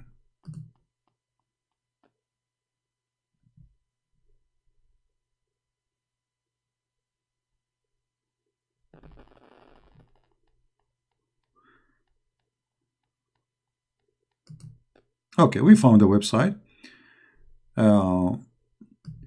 It's called Wise Geek. I'm not sure how accurate it is, but just to share some. I hate those websites who you cannot read anything in them unless you click at their commercial. The word assassin is coming from this guy, Al-Hashash. You can search his name by yourself and you can read about him. Hassan ibn Sabah, founded of the assassins in the 1090. He is, he is considered to be a Shia. This is Erdogan. Hassan al-Hashash. He bring every filthy terrorist in the world. He promised him heaven, drugs. This is what they give them. They give them drugs in north of Syria. Women, they kidnap women. They bring them blonde women from Bosnia, from Turkey, prostitutes. And then when there is a need for war or assassin, they will send you what they call the mujahideen. The word assassin, maybe many of you do not know, it's coming from Muslims. The word assassin is not a Western word. It's coming from Muslims. The first ones who established the business empire of assassin. This guy, he have no army except assassin army. They don't go ready for war. They assassin. So what al-Hashash he do? First he established a castle. He bring young men, food, free drinking, dancing, wine, do whatever you want. And every day there's a class you have to join to listen to the teaching of al-Hashash. How about heaven, what you will, the virgins, they will be waiting for you, and we are serving God, etc. So, and then the Hashash, he will send a letter to a king or a prince. And he will say to him, you have 14 days or 15 days to send me etc. money. Otherwise, I will assassin you. And this guy, he was able to make billions of dollars at that time. Because every king in the Middle East or every prince, he fear him. Why? Because his followers, they are willing to die. How this will work? You know, he bring you are a young youth. Let us say you are 16, 17, you know. You want to have sex, you want to drink, beautiful women, for free, all for free. He make you stay in his castle for 6 months, 7 months, a year maybe. And then after that, and hashish, by the way, they give them drugs, hashish. That's why they call them al-Hashashin. The other name they call them is al-Hashashin. Hashashin coming from the word hashash, which means hashish, hash. All right. So after 6 or 9 months or a year, they bring you. They say, oh, listen, you have a duty to do. You do it, you come back here. If you don't do it, you cannot come back. Go and kill this guy.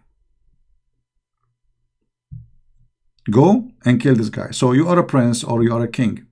This guy, he will find anyway, like the king walking between the crowd, you know, he would jump on him. He don't care. He wanna die, or you know, die or go back to the castle, drinking hashish, wine, women, you know, etc.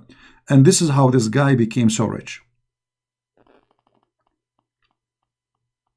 And this is Erdogan of the century today. He think he can do the same business as Hassan al-Hashash. Well, you know, it's brainwashed, but in the same time, I mean, it's a drugs, sex, you know. You want to live in heaven, in earth? Here we go, we have heaven for you. You don't need to work, nobody work.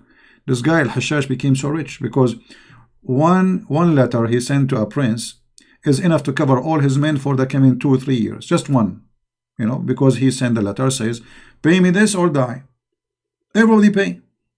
Because they notice that if you don't pay, you will die. He will never leave you alone. The first attempt did not work, he will send you the second guy, the third guy, until he kill you. And this is where the word assassin is coming from.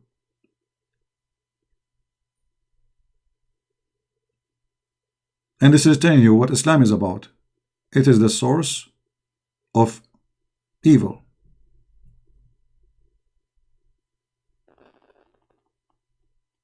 Anyone they don't like, they assassin. You know, if a Christian prince, if a Christian prince live in an area which is you know, they can get their hand on them. How long Christian prince he can live? You think? How many seconds? Not how many hours. You know. And then this guy, his map was growing. Like he have a map. I mean, he was controlling a big, huge territory all the way from Iraq, from Persia, all the way to Syria. Imagine, he became like an emperor.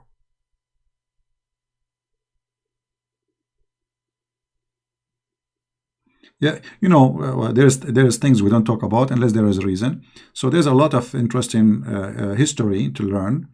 And today you learn something new, that the word assassin is an Islamic word. It's a big business. You know, assassin is the core of Islam. Muhammad himself, he sent his men to assassin Abu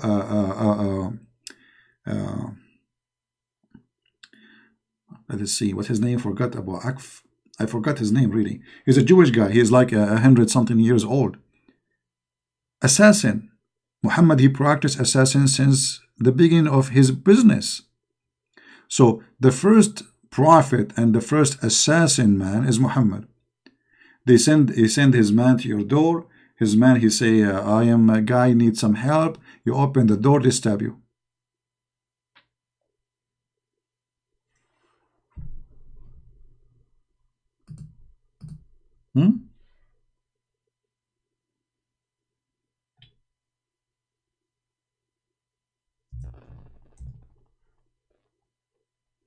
Oh, by the way, like if we have to give reference, we can give reference easy. In case you're Abdul who's saying this is not true.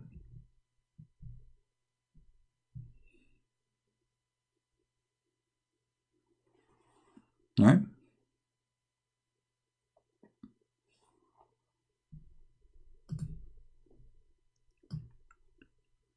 So Erdogan, a very evil person, and he is taking advantage that Western, these days Europe, you know, Europe became like a, I don't know, it's like it used to be before, let us say, a German Shepherd dog, and today it became a fluffy dog, like a decoration. So Erdogan, he knew that Europe now controlled by liberals, and they are not into war, and nobody want to go in war. So he can play whatever he wants. He can do whatever he wish. And even Trump, he is being very kind with Erdogan. You know, extremely, actually. He is not doing any harsh stuff with him. And I think because Trump here being a hypocrite, he have a business in Turkey. He have a lot of real estate in Turkey. This is why. I believe this is the main reason. Otherwise, I don't see any reason for Trump to be soft with Turkey after all what they do. As an example, he arrested a Christian priest for almost 9 months. And the guy is proud about it. And Trump, he forced him to release him. But you should not just force him to release him. You should force this guy to get out from his business. You can do it. This is America. He can, you know, Trump, he can humiliate the whole country easy. Turkey is a bankrupt country. They get a lot of income from USA Army. It's a big business.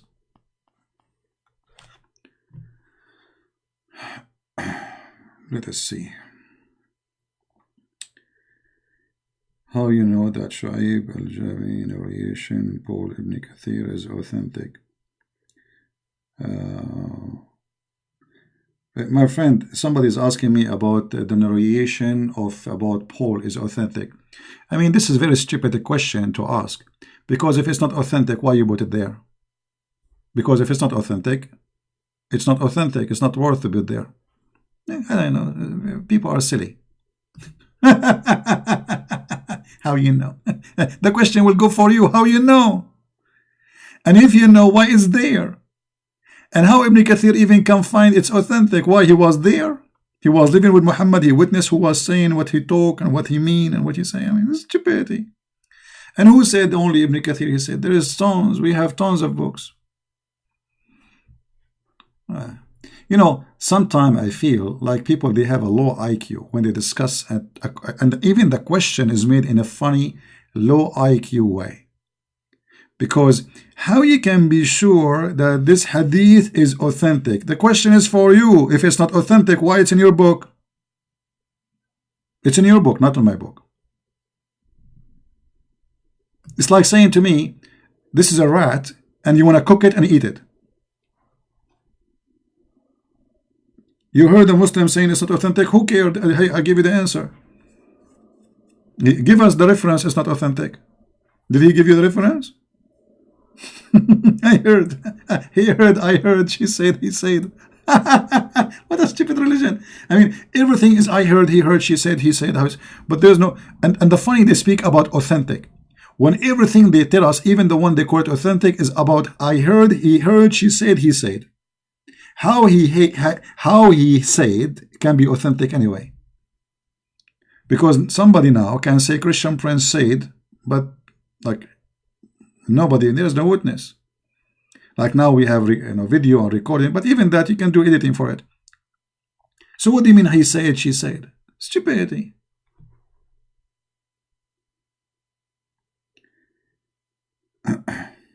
Yeah, don't text me, my friend, about this topic. If you have a question, post it in the chat there. We open Skype so Christian can call us if they want to call. Use your brain, and this is why they don't dare to debate me, because when I hear their questions, I laugh right away. Not only we speed them with the answer, we know the answer even before the question, but we speed them with intelligence. Actually, the excuse they are giving you as an insult to Islam, because if this is not true, why in their book they are saying this? This is stupid. You know what I mean, guys? Let us say I'm a person who is a Muslim scholar. I want to explain the Quran for you. Why I am saying something is not accepted. What the point? You get the point there. Stupidity. As they say in China, he left as a donkey, never came back as a horse. Somebody's saying, how is your shoulder? Thank God it's a lot better. It's still, there is little pain, but it's way better than before. It's getting better. Maybe by tomorrow I will be ready to do karate again. Don't fight with me right now. I'm weak.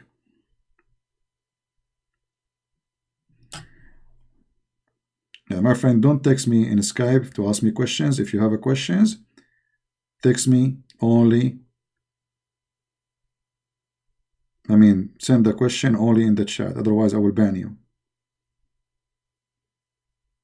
If everyone have a question, he will text me in Skype. I have tens of thousands.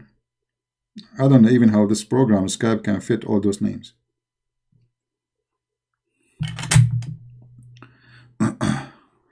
Yeah, by the way, we the Arab, we are the founder of karate. Actually, we have to be honest. The Jews are before us. If you remember the story of a Prophet Moses, he was the founder of Kung Fu FM. Do you remember when the angel come to take the life of Moses?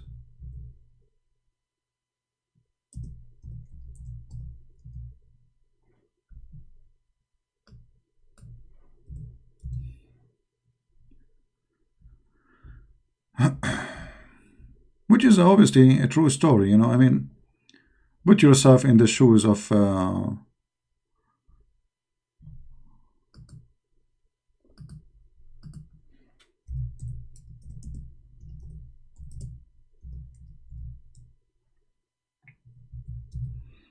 let us see the hadith.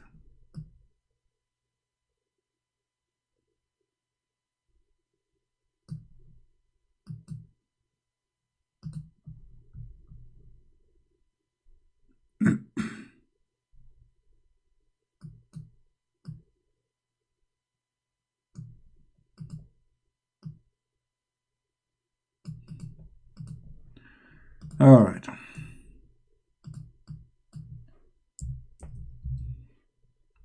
Here we go. Kung Fu. First degree Kung Fu. Abu Huraira, Abu mean father. The word Abu mean father. This is an Aramaic word. Used in Hebrew too, in Arabic.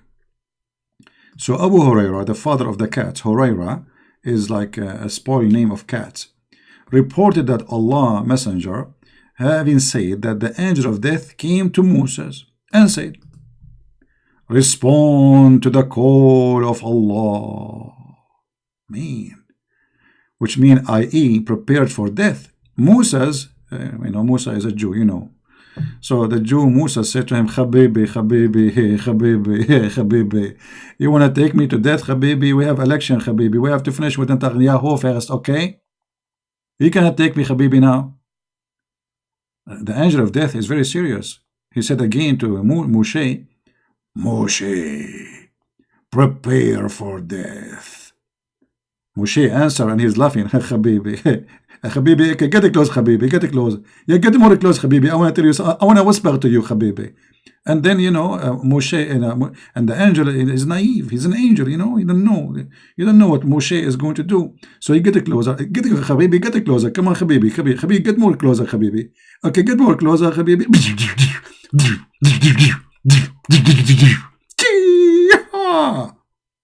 And what happened?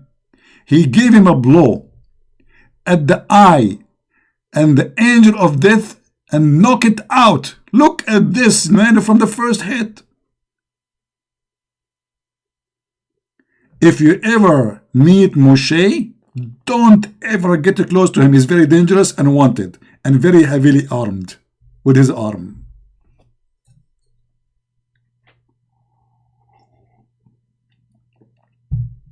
What is this, man? Prepare for death, Habibi. Musa, he did beat him, knock his eye out, and then the angel, he went back to Allah. Look at this fifi angel. What? I mean, if I am Allah, I will fire this angel. You are an angel with 600 wings, and then a guy, he is 5-6 foot. He's a human, and you are the angel of death. He knock you out and he take your eye. Which eye, by the way? I mean, really, which eye? I'm serious. Which eye? Which eye? I hope it's not the eye of life, the fountain of youth.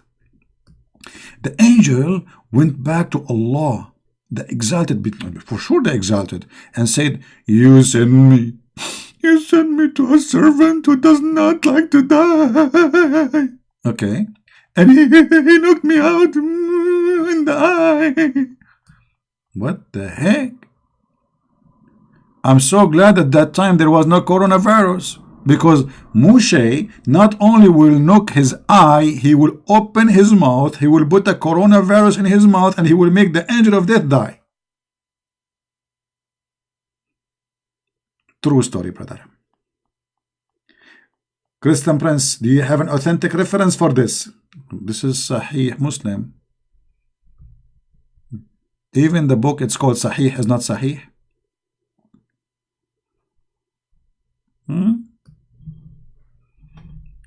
Allah, brother, we have a good news, finally, brother. Allah, he good in restoring stuff. Allah restored his eye to its proper place. I'm so glad, man, he put it in the proper place. I was afraid he would put it in his body bomb.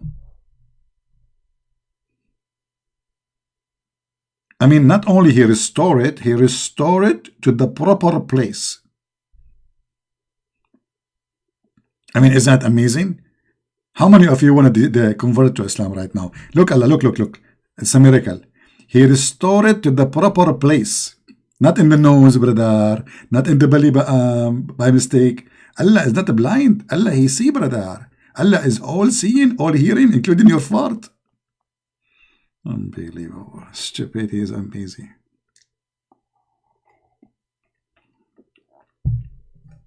وعليكم السلام يا محمد. كيف حالك يا رجل؟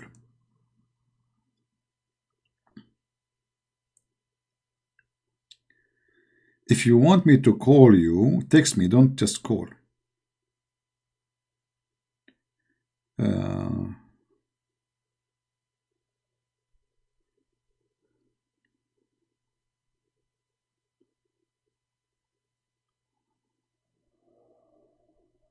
I have a question about why Christ came to the Jews while they already have been told by God in the Torah. I mean, this is not even a question, because why Christ will not come to the Jews if those are the only people who worship God? He will come to who? So it's very normal that he will be born of the Jews. For Mary, she have to be a wonderful person, believer in God, a holy temple of God, where God is going to be born from that woman. Because remember, Jesus is not just a person coming in a spaceship, is born of a woman. So that women have to be chosen women. From who? From the chosen people. Why they are chosen? Because they chose God. So the answer is very simple. Now, when a Muslim he says a question like this, why Jesus came to the Jews, should you ask him the same question? If the Jews will not accept Jesus anyway, why Allah he sent him to the Jew? Allah don't know? You see, always learn how to flip the table on the fool. Their questions is a foolish questions. If you switch the question on them, they will be in trouble. Are we listening, guys? Any question the Muslim they give it to you, switch it back on them, they will cry. As an example, the Muslim they will say to you, the Bible is corrupt, brother. Don't they say that?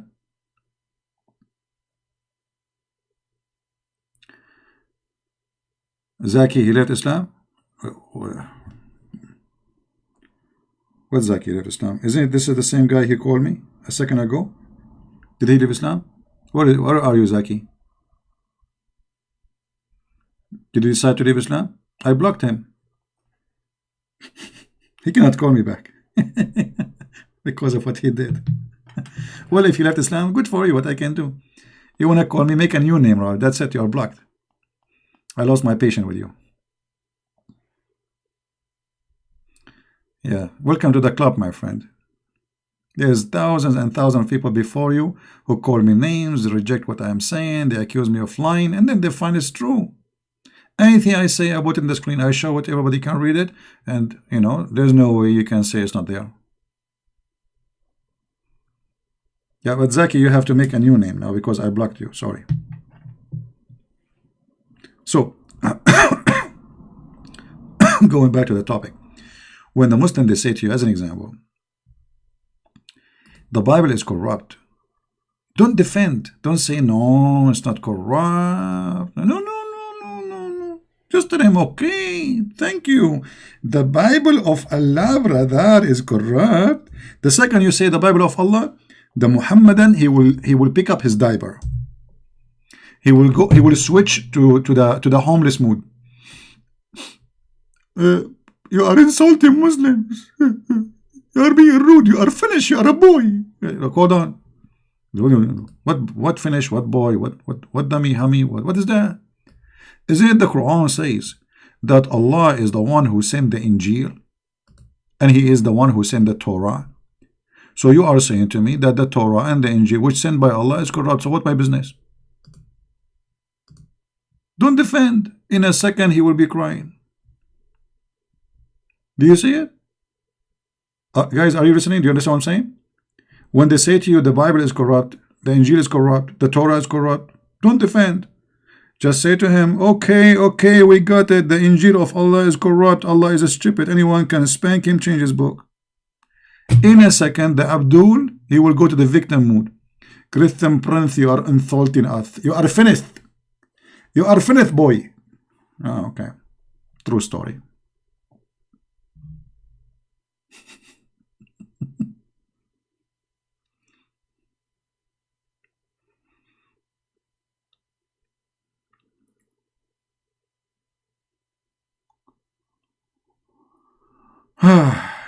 So what I'm trying to say to you, they have, most of them, they don't even think when they ask the questions. Their questions is against them. The problem is that sometimes we do the same as they do. We switch to the defend mood without thinking. Take it easy. This is how I fight Islam.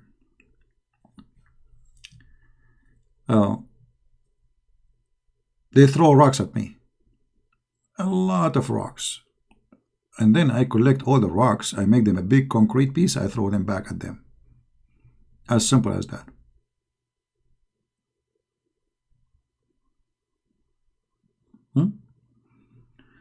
All right.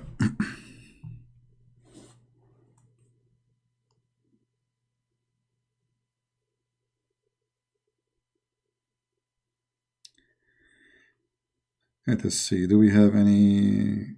All right. Look like today not many people want to call. I don't know. can you explain Paul again? My friend, there is no need to explain. There's tons of reference, the Muslim themselves in their reference, in their book, saying that this messenger, the third one, his name is Paulos. That's it. Now, if the Muslim, they are saying that those hadith are not authentic, that means Islam is stupid, because if it is not authentic, why their book saying it is Paul? I mean, he is a scholar. The one who wrote the book is a scholar. As an example, Fifi, in one of his videos, somebody sent it to me, he said, no, CP, Al-Lucy is quoting the Christian, CP. He was not quoting, read the page. Nowhere there is some quoting the Christians, liar. And then he said, the proof, CP, that the Christians, they claim that they are the one beloved by Allah, CP. Stupid idiot. What does this have to do with this? That is about 3 messengers sent by God.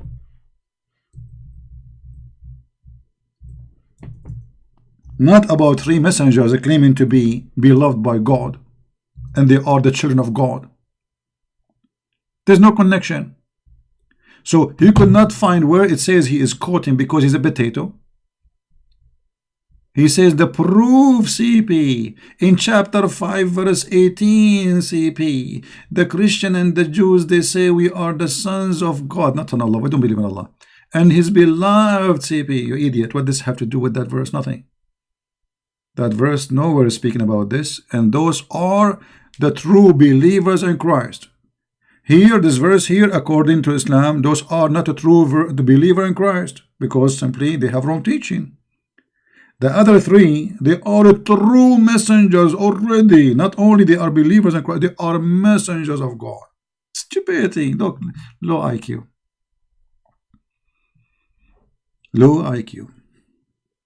It's not my fault if you have a low IQ, my friend. You have deficiency in the creation of your God who made you, according to you. You know, when Muhammad, he said women, they are going to go to hell. According to him, women, they are deficient in their brain. And look how stupid he is. By saying that, he said that Allah himself is deficient. Because if women, they have deficiency, the deficiency is coming from where? From the maker. Is that correct, guys? Is that correct? As an example, let us say BMW, they made a car, and then we find that the car have deficiency, have a problem, mechanic or whatever, electronic. Who is to blame, the car or the maker? What do you think? We should blame who? The car or the maker? The maker, obviously. Muhammad, he blamed the idiot. The one is me, not the creator. So he claimed that women, they are half a brain, and the proof that one man is equal to 2 women as a witness.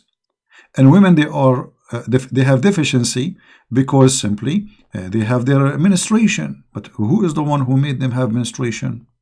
Isn't it Allah?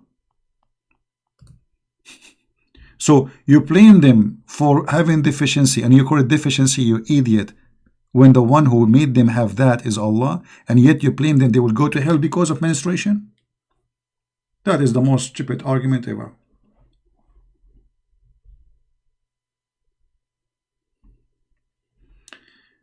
Am I heard, guys? I think my voice is good, right? If you have difficulty in the voice, refresh the page. Do you see it? Women, they have deficiency. What their deficiency? They have deficiency in their brain and in their private part. This is the wisdom of a prophet. He claimed to be a prophet of God. Obviously, he is mentally ill. That is not deficiency. There's stupidity of you. And by the way, do you know why women, they have menstruation? Why women, they have menstruation in Islam? Who knows? Who knows? As long as we are talking about this. Why women, they have menstruation?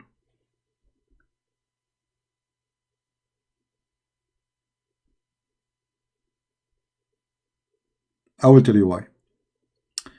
According, brother, to Islam, brother, that Allah, when he created the women, He created them without menstruation. And then, brother, some women, brother, I think there are 72 women or 70. Some they say 700. They start going to party. And they are mixing with men.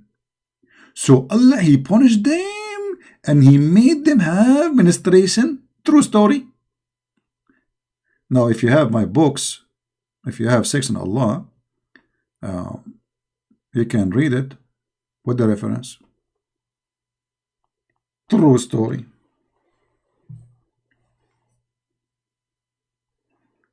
Absolutely true story.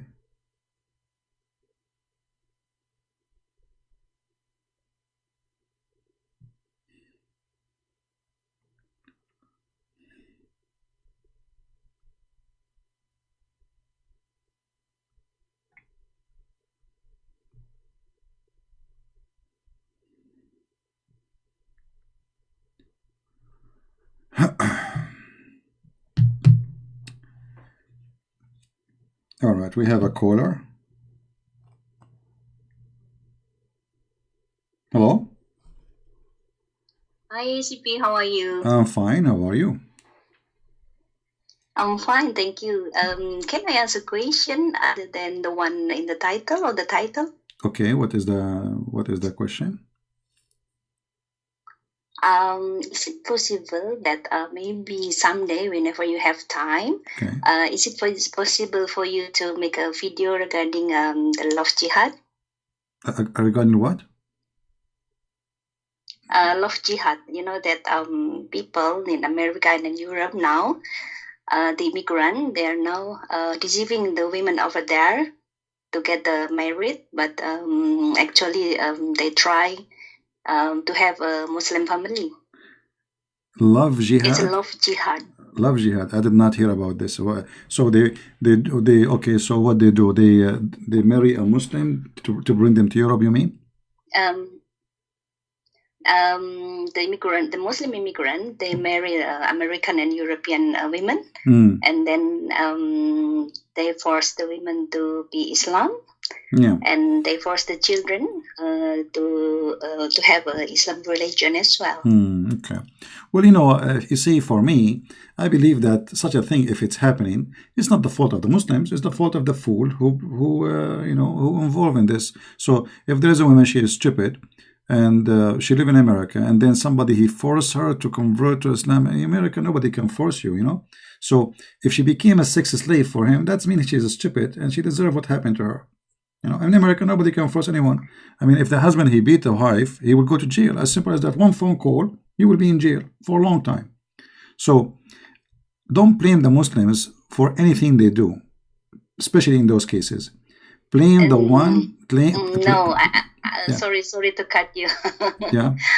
I didn't blame the Muslim. Only maybe if you make a video. You mean okay about that? Yeah. Okay. I think I spoke about this many times before. Yeah, I spoke about this many times before, that for the sake of getting papers or coming to the country or converting, Muslims don't care. They marry anyone. You will see a guy, he is 23 years old and he's marrying 70 years old women, just because you want to get papers. Same time, as you said, maybe she will convert to Islam. So for him, like he is doing a holy jihad, and then after 6 months or a year or two, he divorced her, he got his papers and he is bingo, But I mean, this is not really something new. Those women, they knew it. I have a woman, I remember, she used to be in radio station in England. She married a Muslim for 6 years, not a year or two, and she have children from him. And then she found out that he go to Jordan because he have another second wife.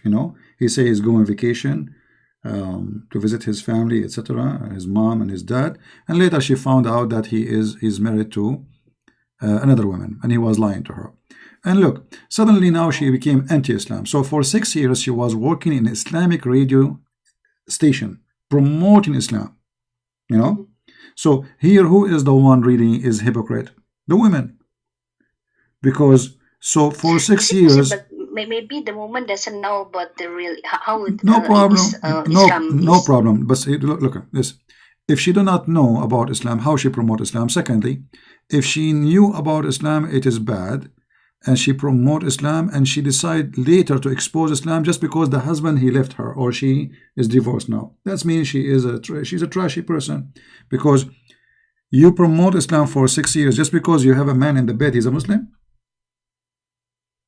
And when he left you, you want to revenge from Islam by him leaving her. So which means if the guy stay, she will stay promoting Islam for the coming 20 years. So there is a lot of there is a lot of people who they are you know, I mean, we don't want to do the same as the Muslim blame the Jews for anything happen. Muslims, yeah, they do jihad, and they do it in many ways. They marry women to convert them to Islam. They make the children become Muslims, etc. But at the end of the day, don't blame the Muslims. The Muslims, they practice what they are supposed to do. But those American women, why in the world an American woman who believe in a freedom, she accept to marry a guy who want to make her wear a burqa, wear hijab, and suddenly she became she's a person who pray. And not only that, she promote Islam, she make videos about Islam, and when the husband he leave her, suddenly the Islam is bad. That means she's a trashy too. You know what I mean? Yeah, I understand. And many of them, for the American and the European, but not for the Asian, maybe, or I don't know about Asian. I'm not continental. I'm not talking about Asian. I'm talking generally speaking. There is many they do that, you know, just for the sake of man in the bed. They change the religion. Doesn't matter. I used to have a neighbor in the front of me. You know, I used to live in an apartment at that time. The first time I moved to that apartment, this woman, she's an American. She have a Sikh husband. She became Sikh. She wear clothes of Sikh, you know how they dress, and then she married a Hindu. She became Hindu. You know, the first guy he left. I don't know if she's married them or they are just boyfriend. I have no idea. But I see her. Suddenly she became a Hindu because the new boyfriend is a Hindu. Then she married a Muslim. Then she became a Muslim. I did not see her for long. Yeah, I did not see her for long. I went to visit somebody like my neighbor. You know, after a few years, I went there. She opened the door. She is a Jew. Oh my God. Yeah, the bent who is the man in the bed. So she is a Jew when the guy in the bed is a Jew. She is a Hindu when the guy is a Hindu. She is a Sikh. She's a Muslim. You know, in PalTalk, we used to have two ladies. They use nicknames. I don't know what their real name. One, she called herself Spicy, something like this, and the other one I forgot really. Anyway, those women, they come to my chat room and they debate me supposedly, and then they convert to Christianity. Okay, Christians, you know, welcome sister, etc. After 2 weeks, they go to Muslim rooms and they convert to Islam. The Muslim sister, Allahu Akbar, Allahu Akbar, yeah, Allahu Akbar, sister, welcome, etc. She became, and then after a few weeks, they come back to my room and they became a Christians. Like, what the heck? You know, so then they came to me. You know, I said, listen, I don't care if you became a Christian or you want to be a Muslim. Get out, get lost. I use the word get lost because those women, they are seeking attention. You know, they have mental illness. Yeah, so they deserve it. Yeah, they convert to religion, so everybody suddenly start welcoming them, praising them. Welcome, sister, we love you. Add me. Yeah, what is your Skype? So suddenly they became important, you know. So they became a Christian because when the Muslims, they start forgetting about them, they are not giving them attention. So then they became Muslims back. So the Muslims, so like it's like they need attention. There's many people like this. And when a person need attention, they have psychological problems. Yeah, so they are not really seeking religion; they are seeking attention. They are desperate for something. And sometimes depression can be in need of love or a man who care for you. You feel you are left home alone, or maybe you feel that you didn't have a family. Like when you join different culture, you see, like we are Middle Eastern, we are people, family people, you know, like the Italian mafia, you know, like Tony, bring the pizza, invite the cousins, you know. So like everybody come from everywhere, and now here we go, we have a party. It's not like Western families, like in England, you know. Family is not too much strong, so we have a culture, and that make many attracted to us, and especially Middle Eastern men. Middle Eastern men are very protective. If you go out with Middle Eastern man, he will not let you pay for your dinner. You know, not like an American guy say like 50-50, you know. We are equal, right? Hello. So you go to work, you have to work, right? A Middle Eastern man, no. You know, you stay home. I'm the one. So there is things Western women they like about Middle Eastern men. Middle Eastern men they spend money, they buy gifts. They are the same as like Italian people. So they see in the Middle Eastern man something they don't see in a Western man. As simple as that, and that what make them attractive. So for them, they don't care for religion. Those people already, they are not caring really for religion. This is why they are wanting to change their religion to have the man, because it's not the interest, it's not the religion the interest, it's the man. So in order to fight this, you have to educate people, you know, and not to fall into such a trap, and especially women, not to be weak and used by whoever, you know, use them. Yeah, that's true. Yeah. If we see that, it means that it come back again to the family, right? The teaching in the Sure, family. the family start from when you are a child. You know, your mom, she is the first school. Your mother is a first school. This is why it's very important to have an educated mother. This is why not everyone should. I should not go and get married, a man or a woman, but especially the women, unless I am ready to educate my children, so I can protect them. Yes. You know, because a child, the first words he learned from his mother, and then the mother tongue. Yeah, the learning process grow, and then he go to school. But in the beginning, the base, this is the concrete. When you are a kid, as an example, if you're a child, he go to the neighbor and he steal a fruit from their garden. And he come to you, Mom, look what I got. You ask him, where you get this from? Oh, from the neighbor. If you say to him, go and get more, you just created a thief. Yeah. Right? But if you say to him, shame on you, take it back there, he will never do it again. So most of the criminals, actually, they are criminals because they grow up in a wrong family, wrong mother, wrong daddy. So the wrong daddy, wrong mommy, they encourage them to do wrong. Like you are a child, you sit in a house where your dad, he beat your mom, and he said the F word to her, and she said the F word to him. So what do you think about the child? He will say the F word to both of them later. I mean, it's an F word family. So yeah, because the first things to learn is from the family, right?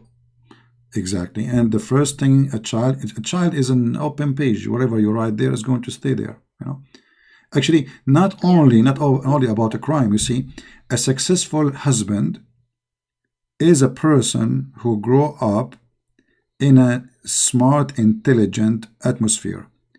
Not necessarily just the family. You know, like, you know, some people, they are lucky. They have, like, let's say, they are gifted. Some people, they are not. So if you are not a person who have a gift of intelligence, you can observe and you can find out what is right for you, then you will be just a person who receive. He don't. You see, there's a can, a trash can where we put plastic, right? This is for recycle. But there's a machine who make the recycle. So there's a human being who is just like a can. You put inside him whatever. So if it's trash, it's going to be trash. It's going to stay there as trash. He will grow with the trash. Or a human being who is a recycle person, which means even he is able to take the trash and make something good of it. But most of people, they are not qualified to do such a thing.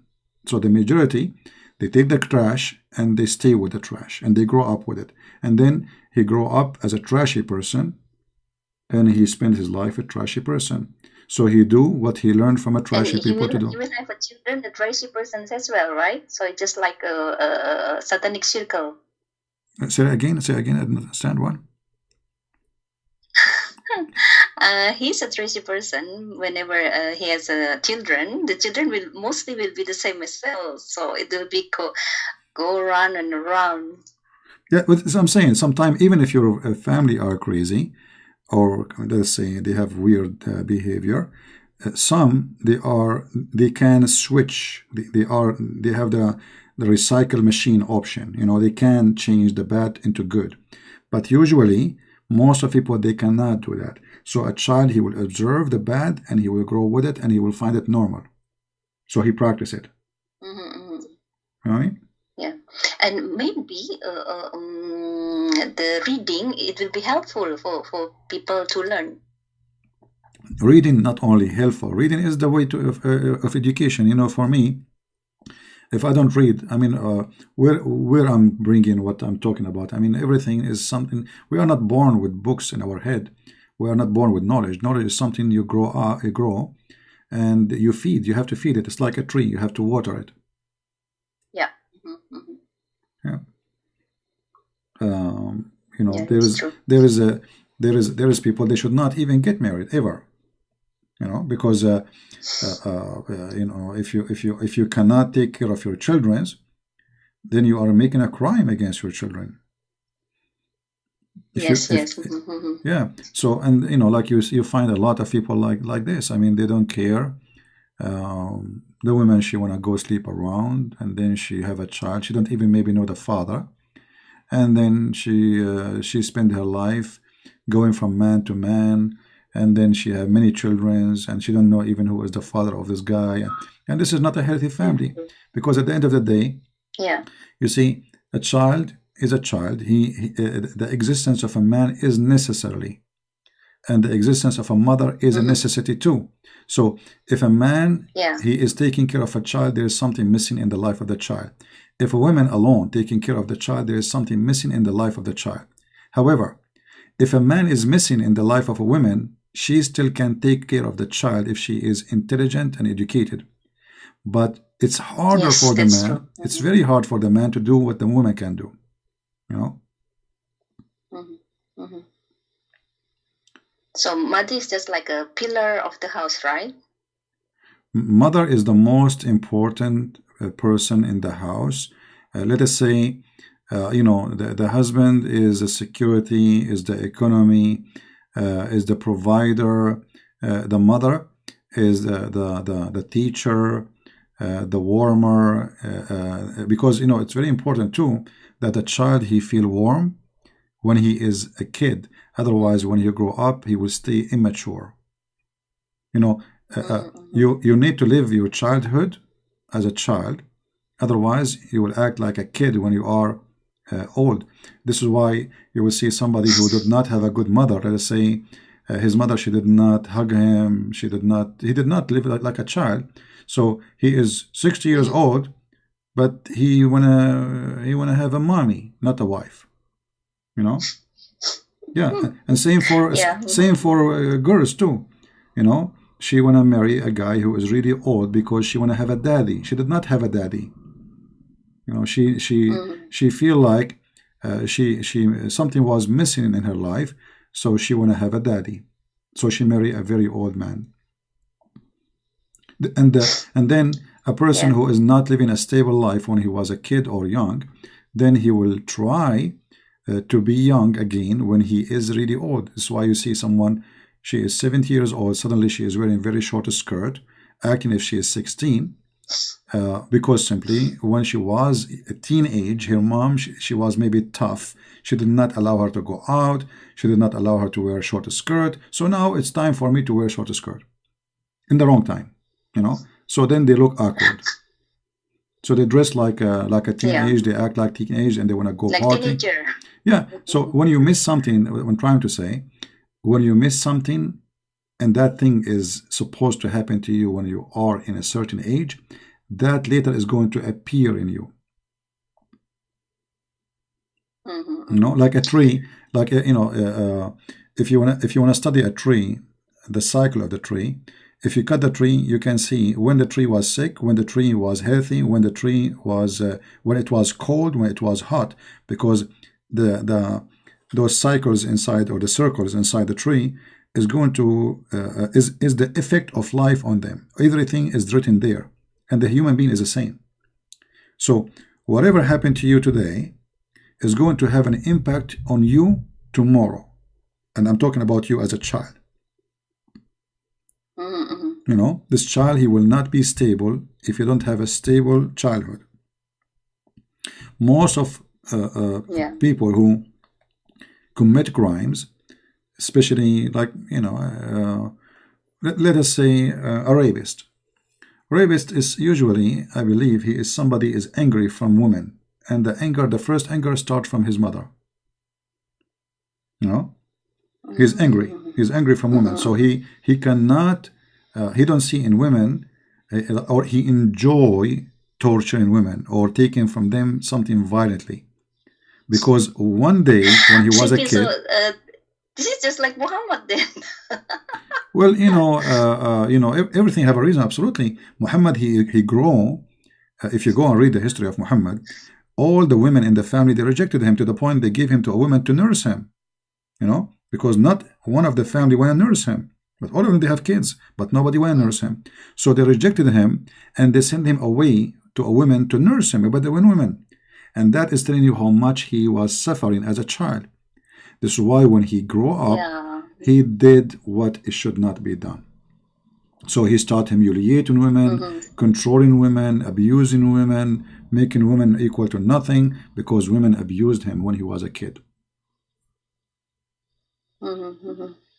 Everything go back. Everything will appear one day. Life is the same as a mirror, it might not appear right away, but it's going to come. Like how the sound work, right? Sound wave. So you say a word and you don't hear it no more, but scientifically the word is still there. It go like an infinite, like endless. It's an energy. The energy is there. The word is there. So maybe one day they will create a machine can collect all the words people they spoke of in the past, because it is there.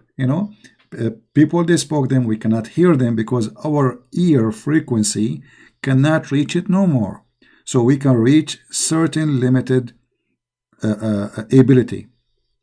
So like if we don't hear it, doesn't mean it's not there. Same as like an insect making a sound, but we cannot hear it because we don't have the frequency. Like dogs, they have a frequency, so which means they hear things we don't hear, right? So if you don't hear it, doesn't mean it's not there. And that exactly the same what happened to people. There's things affect their life. You don't see it now because you don't have the frequency to see it, the ability. But those things will appear in your life later when you grow up. And it doesn't matter how long you grow up. I mean, it can appear on you when you are 60, 70, It can be when you are 30. It's terrible when it's pure when we are old then. This is why when you associate with people, it's very important that you speak to the person deeply. I mean, like when you want to take a friend. So how you take a friend? Oh, what music you like? I mean, what does this have to do with the friendship?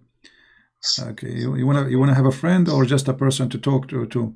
So if you are trying to find a friend, you try to find the kind of a friend this person is, not the music they like. Who is he? How good he is? The quality. The quality is not about the music we listen to, not about a dish we eat. The quality is about how we think, decision we make, and how our response to it. Somebody is asking a question. Let me answer this question if you don't mind, please.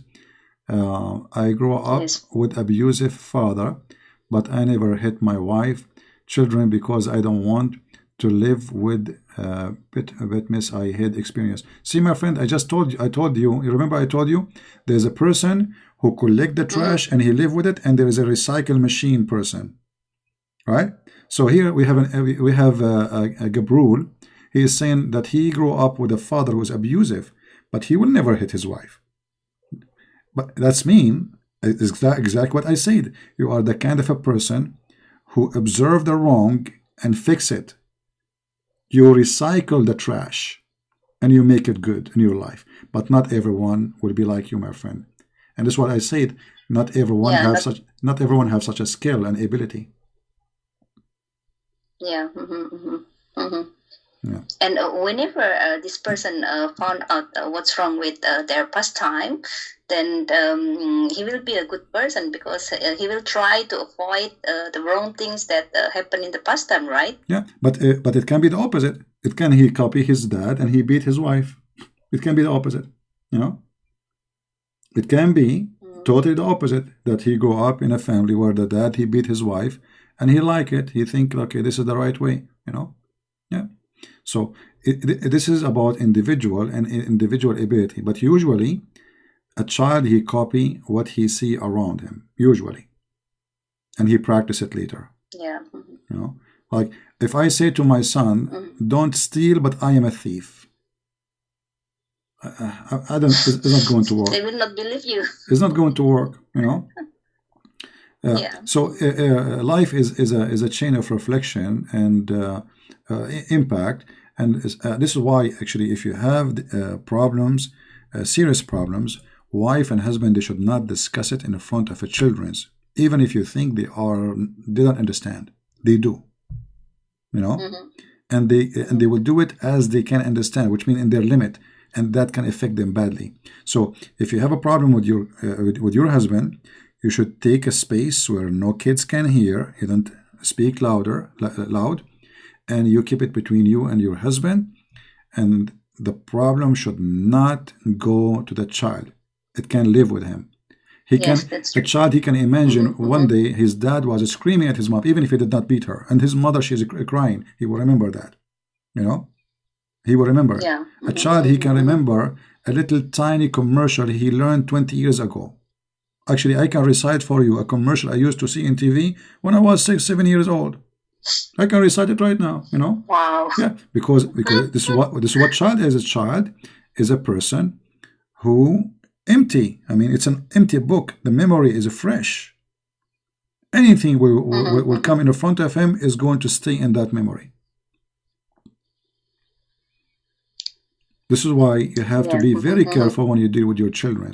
So if you have a problem, if you have a serious conversation, if you have a problem with your husband, if you wanna fight, okay, let the kids go somewhere. Ask your sister to come and take them. You know, when you have argument, don't do those things in front of your children. It should be behind the closed door, right? Sorry.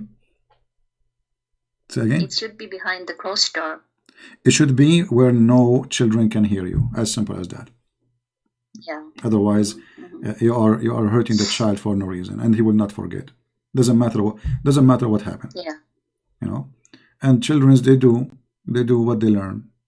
You know, if they see their parents, they was fighting, they will think that this is the way to solve problems. And you know, again, a human being are different, and you have to examine a person. There's many people, they look calm, nice, elegant, they dress nicely, but the second you make them angry, they are like a volcano and they are violent. You know, so you have. So it means does it mean, CP? Does it mean that if you want to know the character of the real person, first you have to know how he is when he's getting angry? Exactly. The best way to know a person, how he is to put him under difficulty, a pressure. You know. Difficulty and pressure will show you who is he, not when he is relaxed and he have a caviar next to him. Like, you know, if you notice when like you see a movie, as an example, an airplane crash, and then people are in the survival mode, you will see people change. People are willing to kill to get some food. So human being, he turn from a human into an animal in a speed of a light, and that can happen everywhere.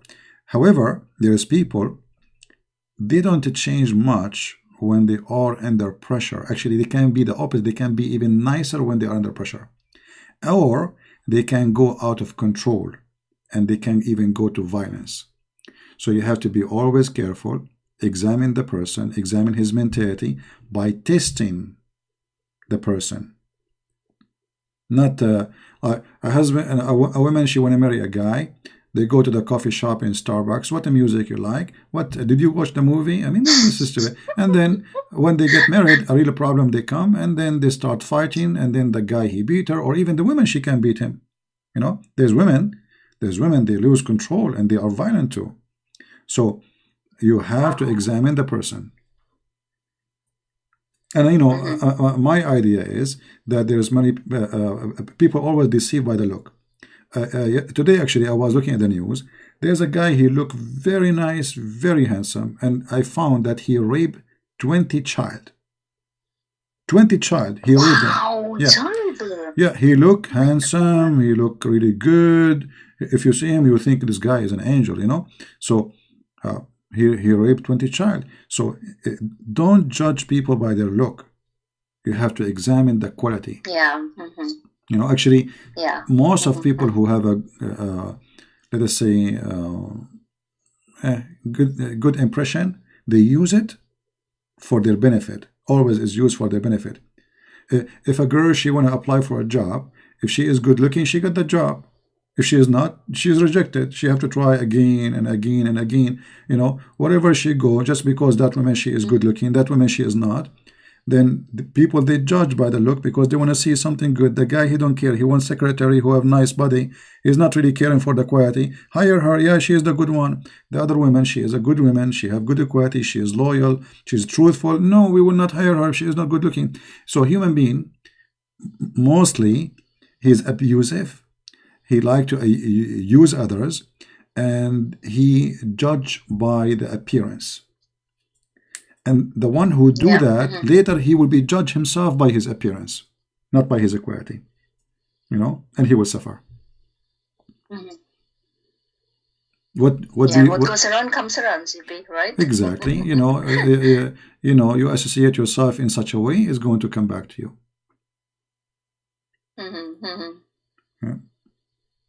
Yeah. Like and thank you very much, CP. It's very interesting. You're welcome. You know, and for sure, this is my opinion. It's not necessarily. I mean, it's people that have to. Maybe I'm wrong. You know, this is what I believe, and everyone have his own brain, should think and make a decision what is right for him or for her. Yeah. You know, God, He gave us a gift. Some of us we use it. Some of us we don't care for it. Some of us we look like we live like a rabbit. We keep moving our lips, but we say nothing. You know, rabbit, they keep moving their lips, but there's nothing there. They are not even talking. You know, so there's many human beings. They are the same. They talk, and then at the end of the day, what they say, nothing. Why they did nothing, and then you know what, CP? Yeah. Sometimes your comparison, it's funny, but it's very true. No, it's because I observe life around me. You know, I'm not coming from different galaxy. So yeah, this is what the rabbit do. He keep moving his lips, and you will see. You look around you, you will find people. Their interest is very silly, very stupid, and you wonder sometimes if you are really in the right place in the right time. But you know, this is not for everybody to think this way. Depending on the person. But this is how I see. Sometimes I see rabbits. All right. Anything else? This is the first time I heard the comparison regarding the rats and human. Well, I know. You have to avoid the rabbits. You know, you have to avoid the rabbits. You know, moving the lips, talking too much doesn't make a difference. It's what you say and what you do. All right? Yeah, so true. Anything else? No, that's all. It's very interesting, and thank you so much for your explanation. I appreciate it. You're welcome. Take care. Bye-bye. Take care. Bye-bye. All right. Yeah, you know, human being always, he go by his own definition for life. And, you know, everyone, he see life differently. Everyone he see, you know, actually, if you put an image in the front, like now, we have this video in the front of you of the ocean. If we ask each one of us, what do you like about this video? You will see each one of you, he will focus on something. Those who like sand, they will talk about the sand. Those who like the sun, they will talk about the sun. Those who like the sky, the colors, the cloud, those who talk about slow motion, every one of you will describe the same image differently. And this is mean that every individual is different. No individual is the same as other. So when you think that you have experience in life, or you think that, okay, that you are a female, you work, you have a business, you go to school, you met a lot of men during work, so you know about men. No, you know nothing. Same for women. or men, you know, they don't know anything about women, because every woman is different, every man is different. So you need to learn about the individual, not about the gender. Because there's some women, they act like men, they forgot about their gender. And there's some men, they act like women, they forgot about their gender too. And there's some men, they don't belong to the men world. And there is some men, nobody knows what they want. So everyone is different. Everyone, his interest is different. Everyone, what make him angry is different. What make him happy is different. For God, he made us different. So when you want to find out what is good for you, you have to find out yourself. Don't think that because you okay, you know, I met a man or two men or three, or maybe I'm educated now, so I know what men are about. You know nothing, because everyone is different. You will be totally surprised. Same for women, you know.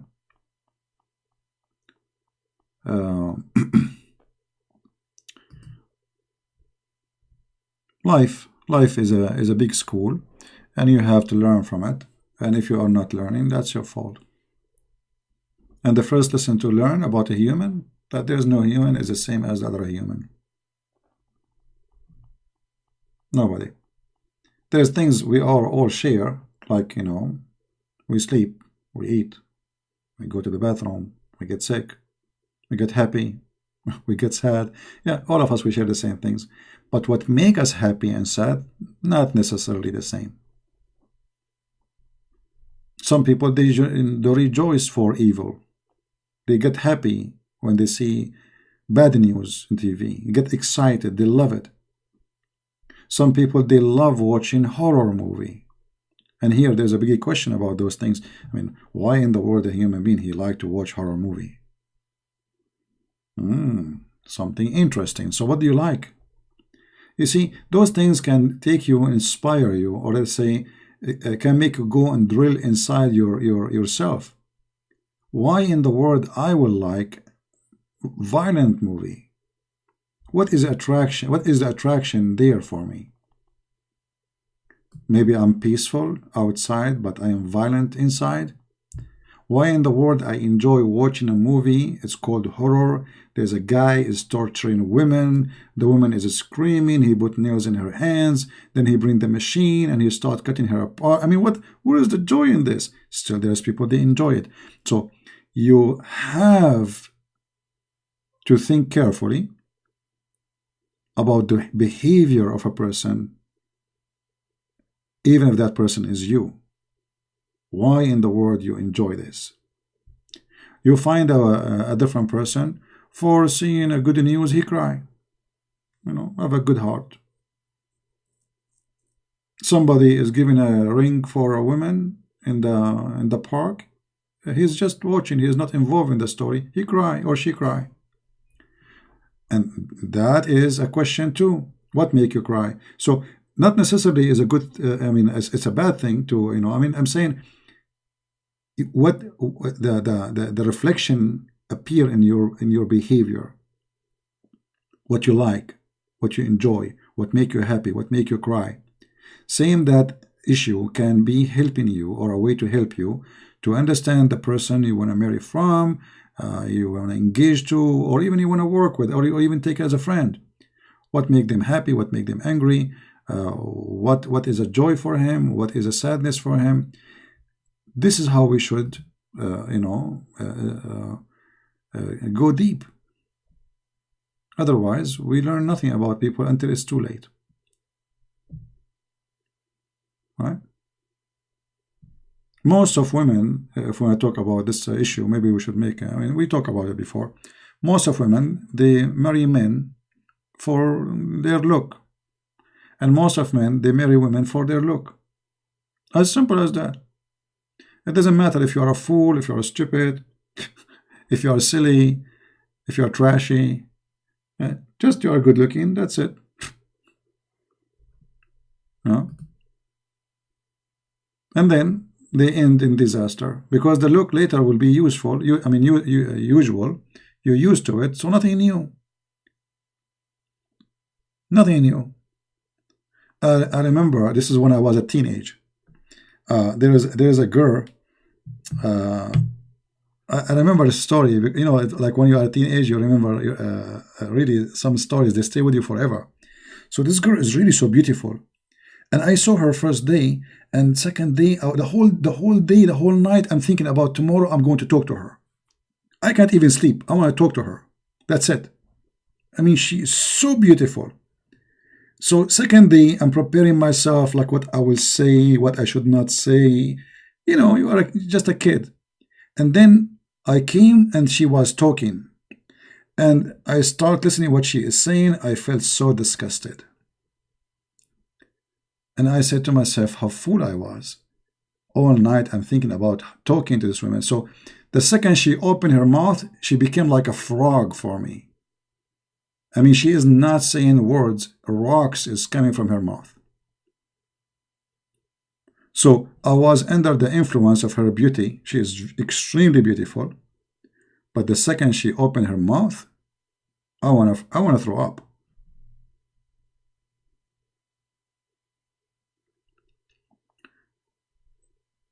And this is how, you know, you should always be careful. Don't let the influence of a look, the influence of money, the influence of position, the influence of somebody is famous, like somebody, you know, people, they like a person who's famous. That's it, just because he's a famous. Even if he's a piece of trash. Just because he's a famous, you put his picture in your bedroom. Is that true? It's true.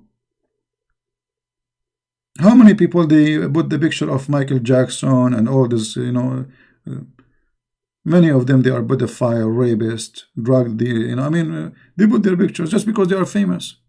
They worship famous people. But this famous even don't think about you. He don't know you. And if he see you, he will not even shake hands with you. But you worship them. So human beings have a weakness, and the weakness is he always look for an idol to worship. So a woman, she want to marry a man, she is not looking for a husband, she is looking for an idol. And the man, he is want to marry a woman or have a girlfriend, he is not looking for a wife, he is looking for an idol.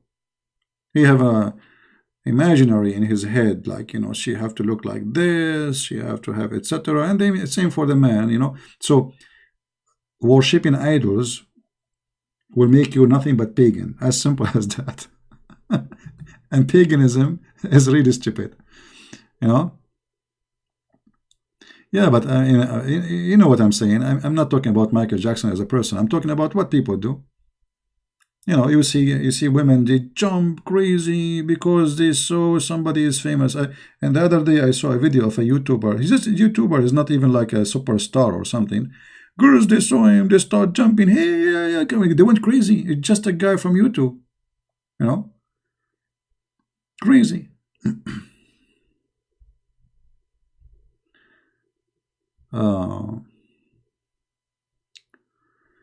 Anyway, you have ever had a woman? Have you ever had a woman? Nobody can have a woman, my friend. The woman, she had you. How you can have a woman? You know, the funny is that even the terms and condition we use in the language is wrong. The question is, have a woman ever have you? Because if a woman, she have you, that means she have your heart and you love her. If you have her, that means she is the one who loves you. You don't love her. So look what we even when we question, we think about ourselves. Did you have a woman? You know, but this is not how it should be. The women should have you and you have her, but you should seek yourself to be have by her, which means she loves you. And at the same time, you should seek that you have her, which means you have her heart. You are talking about having a woman physically. Very, you know, I don't know, people, they think differently and they have their own way to see life. They talk about having a woman as having a property, or having a man as you have a horse. All right. Is Rob a Christian, your son? No, I have no children. I have no wife. Rob a Christian is my son.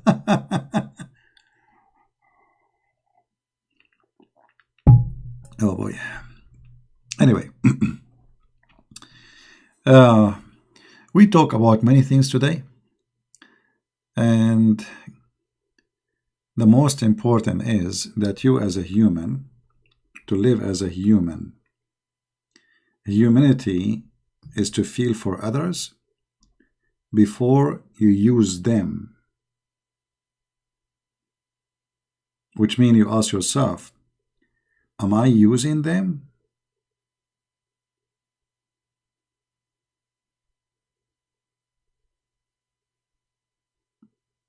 You know, like I receive a donation from someone from Indonesia. So I told this person, why you are sending a donation? I know that people in Indonesia, they have a low income. You know? Otherwise, I mean, who in the world, why you want to be unhappy for receiving a donation? Everybody need money. Don't we? Everyone need money. So for me, I was thinking, okay, this person is from Indonesia. Indonesia is a poor country. I mean, how much those people they make there? So either I use their love and abuse it, or I feel for them and ask them, please, you don't need to donate. You don't have to.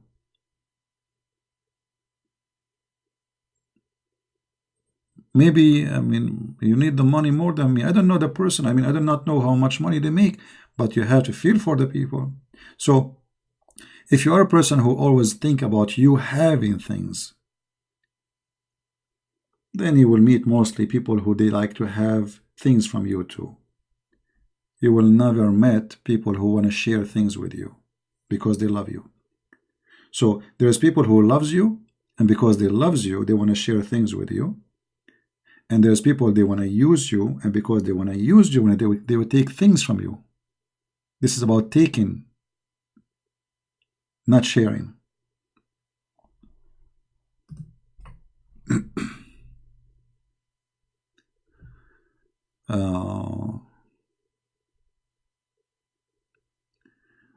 Be a Muslim to get a Muslim wife. Why? What's wrong with the Christian women? Why only marry? Sorry, excuse me. It's very important to marry a believing woman or man, because if you don't marry a person who believes in your belief, you are destroying your house and your children's. So never, never do such a mistake. Do you often drink ginger with tea? I never drank ginger with tea. I don't.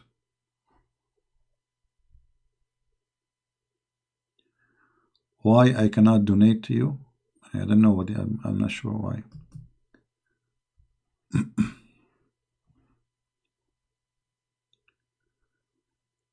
And you know, always think about a person, friend, family, your mother, your sister, your wife, your fiancé, whatever you know you have. Think about the people before you think about yourself, and that includes anything. Like if you want to say a joke, is this joke is good to be said or is going to hurt somebody? People usually they are selfish. You know, they say things. I mean, sometimes stupid stuff just to say it. They don't care. I mean, they want to laugh. They want to be rude. They want to bully people. You know, so you have to be smart, because that will come back to you. You bully them, somebody will bully you. You learned your lesson about getting a wife? No, my friend, nobody can teach you how to get a wife. You are the one who can teach yourself, because you are the only one who can inspire inside yourself and find really what are you looking for. What I say to you is a general idea, but it is you who knows really what you are looking for. However, my advice is don't focus in the look. When I say that, doesn't mean, you know, women, I mean, if you don't like her look, don't marry her, for sure. And that's and the reason I say that, because it doesn't matter really how she look. what matter is how you see her, which mean if a woman she looks so pretty but you see her ugly, that means you will not have a good marriage. If a woman she don't look good but you see her so beautiful, you will have a good marriage. So you need to see what you are looking for. So don't go after what people say, go after what you think is good for you. Like you might meet a woman and your mom, she don't like her. I don't like her. I mean, your mother, she is not the one who will marry the women. It's you. Do you see her pretty? Do you see her beautiful? Do you see her good for you? So if you see her in such a way, she is the one you are looking for. But many people, sadly, they decide based on what people say, because they are not mature enough. Maturity is very important, to make decision. It's like even doing shopping. When you do shopping, you will find somebody is willing to spend $1,000 for a purse. Okay, is that a sign of maturity? I don't think so. It's a sign that somebody controlling you. Somebody control you to the point you cannot control yourself and stop spending your expensive money, which you spend many hours to make, or maybe many days, and you put it in 2 minutes in the pocket of somebody. Right?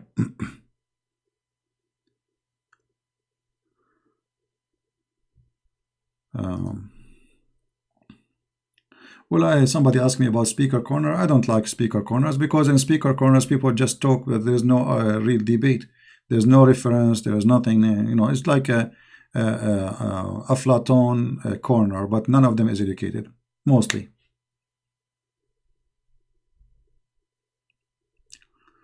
Christian women, they are undergoing extreme torture in Pakistan. They burn her, rape her, try to convert her to Islam, all type. What you can do? There's things is limited for us. Pakistan is a very run by evil regime, an evil government, an evil system, an evil religion. So what do you expect? I don't think anything you can do to her. There is a Christian organization of law. Maybe they can get her a refugee visa. Me myself, I help a couple who left Islam from I think both of them, they are Jordan or Palestine, something like this, Palestinian. They were applying for refugee in England and they refused them. So I contacted a Christian law firm, and they send a lawyer all the way to England. But this is England. So maybe you can contact some Christian organizations, and they can get her papers, visa to come to maybe Australia, etc.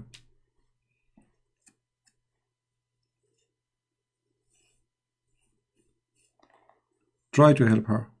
If you know her information, you know what's happening, you can support it with evidence, news, etc. The Lord will provide. All right?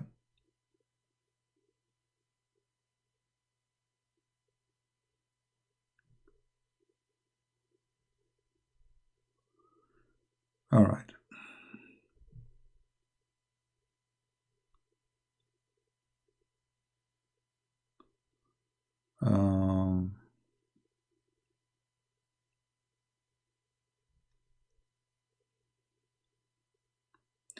All right. Anything else?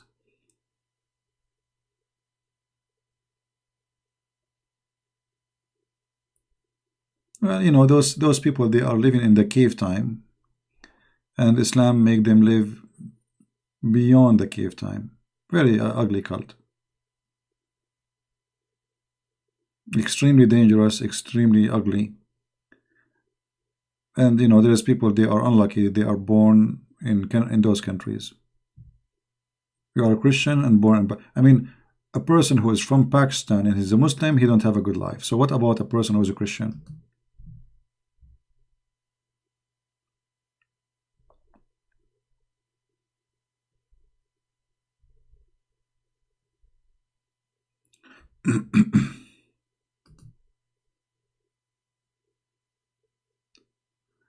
Okay, I see many comment. I sent you a message, Christian Press.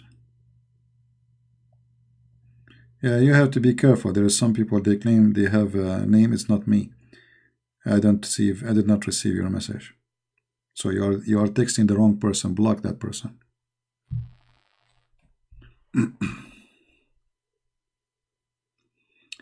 And be careful, by the way. Anyone, like there's some people, they are trying to clone my Skype. Don't take a file from me. Never take a file from me. Never. I will never send a file for you. I will not accept file from you.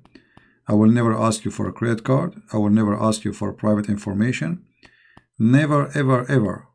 Even if you are a person who texts me before in Skype. Because this is just a program, and maybe one day they can hack it. I have millions of people who hate me. Alright? So never, never send a file, never take a file, never give information, never give your real name, never give a credit card number. Why I want to ask you for a credit card number? You know what I mean? Just be careful. I have a question about Christianity, because in Indonesia many churches say that after death we will go in the purgatory before entering heaven. Is that right? My friend, this is philosophy. It can be true, it can be not. But I mean, this is none of my business anyway. Why those Christians are worried about this? God will do what he will do. Can we tell God what he will do after death? No. You know what I mean?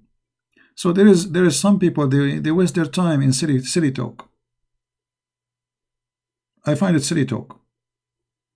At the end of the day, God, he is in control, and he will do what he will do, not what he say, she say, I say. Correct? So we believe in him, we believe in Judgment Day, we believe in the coming of Christ, and we believe in justice. So he will do what he will do. As simple as that. Don't waste your time with those debate. Those are debate made for people like rabbit, you know, talk, keep talking. They talk too much, they say nothing. Without mentioning the name of a church, my friend, we are not here to mention the name of a church. I'm talking about to you as a human. So be smart, be wise. Don't waste your time in argument, and the argument take you nowhere. When Judgment Day come, you will see. And that will not change anything. I mean, whatever it is going to be. So why you waste your time in it? But sometimes I find like people, they are empty, and they are trying to fill themselves with like talk. Like what we want to talk about? Let us talk about something. You know?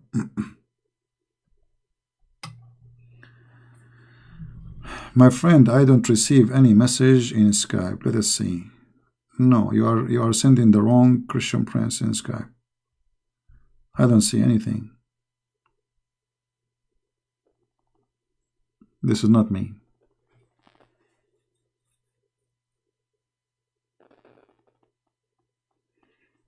I don't see anything. Maybe sometime, maybe if you have an old message from you, I don't see it because Skype don't appear again in the top. Maybe give me a ring to see if you are the person who sent me a message. Just give me a ring. I will not answer.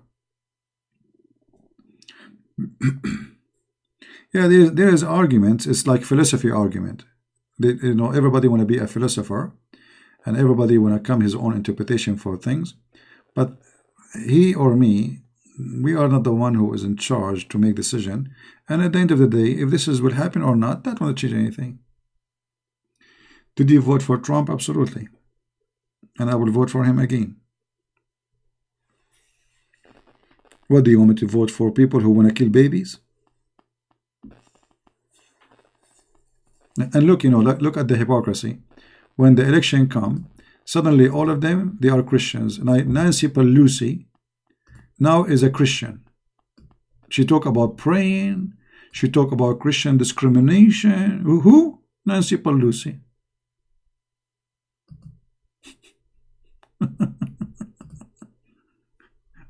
Like Obama, before the election, suddenly he's holding the Bible in his hand and he became missionary. You study philosophy? I think philosophy is the last thing to study, because after studying philosophy, you cannot learn philosophy. You have to be a philosopher by birth. It's a gift. Philosophy is not really to study. You can study the history of it, etc., but does not make you a philosopher. I believe actually studying philosophy is a waste of time, because it simply is philosophy.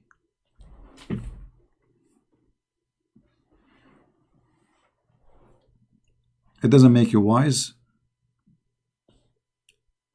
You know, like to give an example, like you know those doctors who work with people who have mental illness.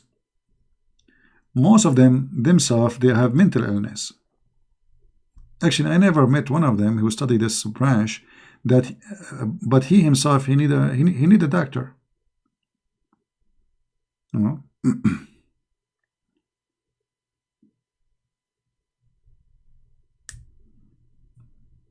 All right.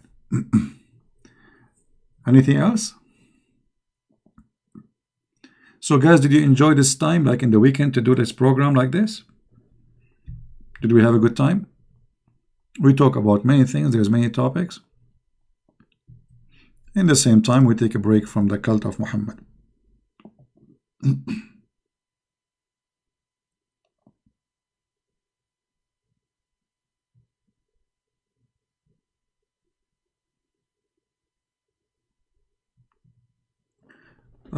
I delete my videos. You know, I see there's most of the videos I make, I delete them.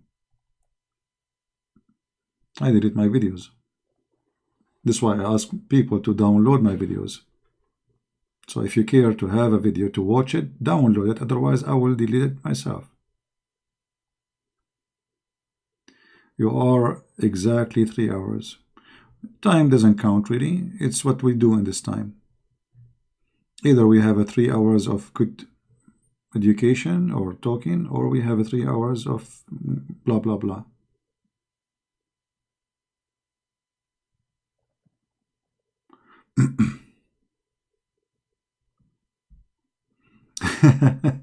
Bruce Lee, he says, I study philosophy and now I am unemployed and watch CPTV too. Yeah, I mean, like I don't know. You see, if you are seeking in employment, I don't think philosophy is the career, right?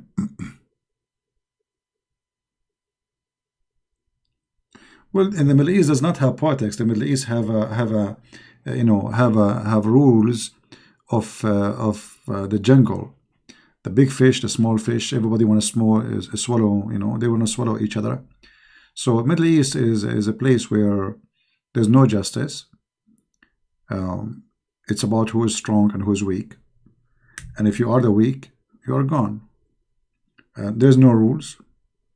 Politics is a joke, you know. People, they switch their friends overnight. Arab in general, they have no loyalty to anything, you know.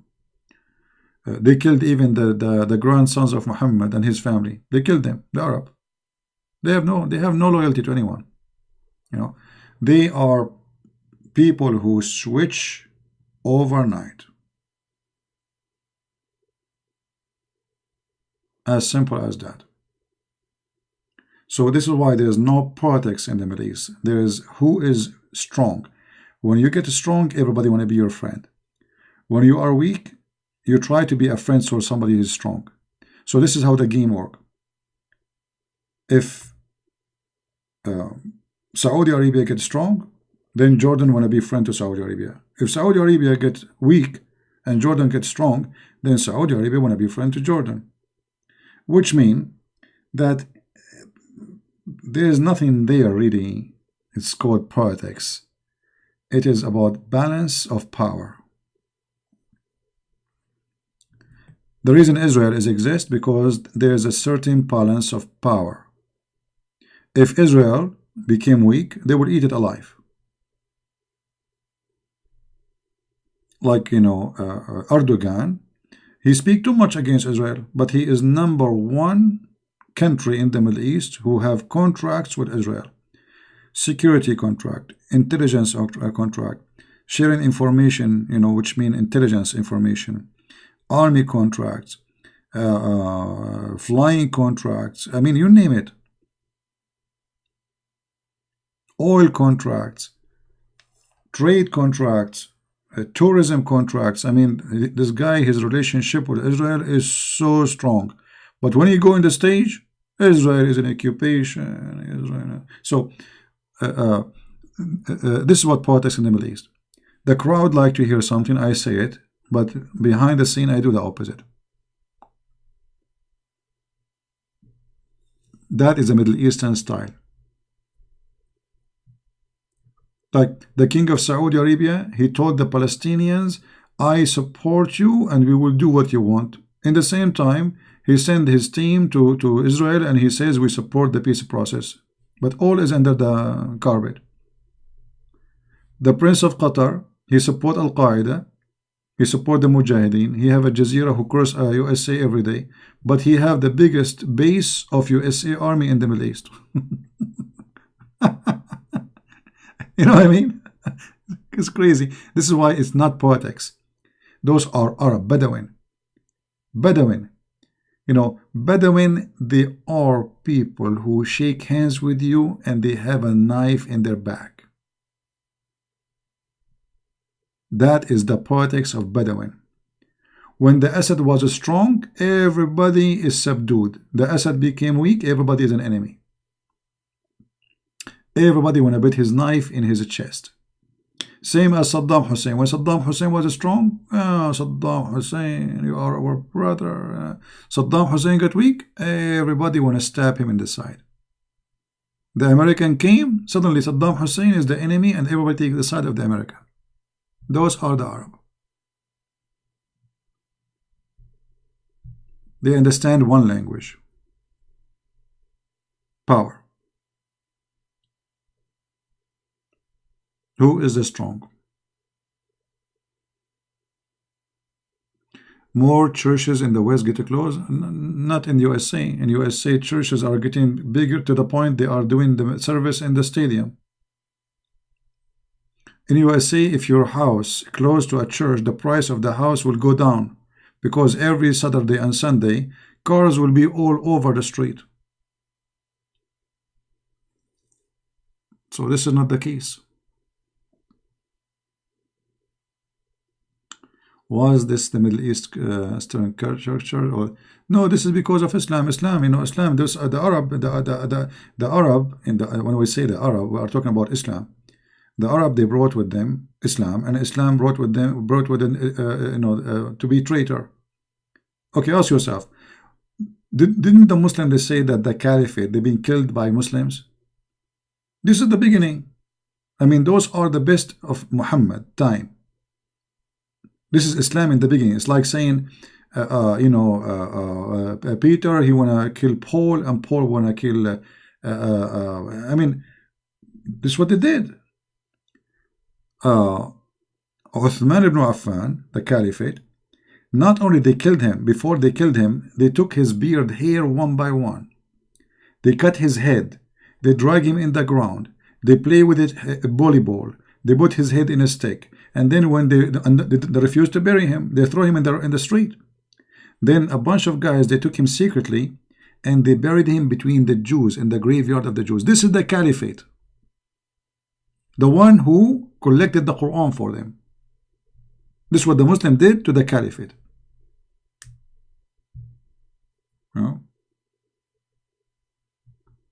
If this is what they do to each other, what they would do to you? Go to Syria. ISIS want to kill Al-Qaeda. Al-Qaeda, they want to kill the army of Islam. Army of Islam want to kill I mean, they want to kill each other. They are killing each other. Well, this is Islam.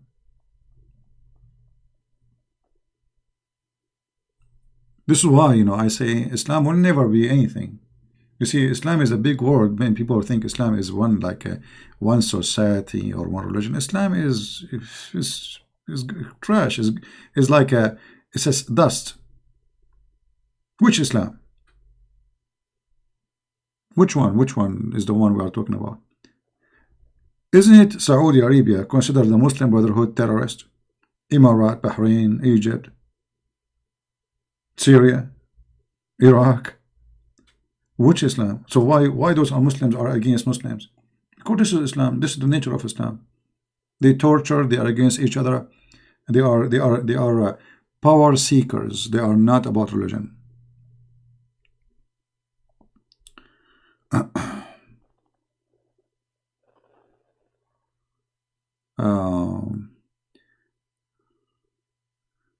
Okay, we have somebody saying, can you call? Let us see the first one.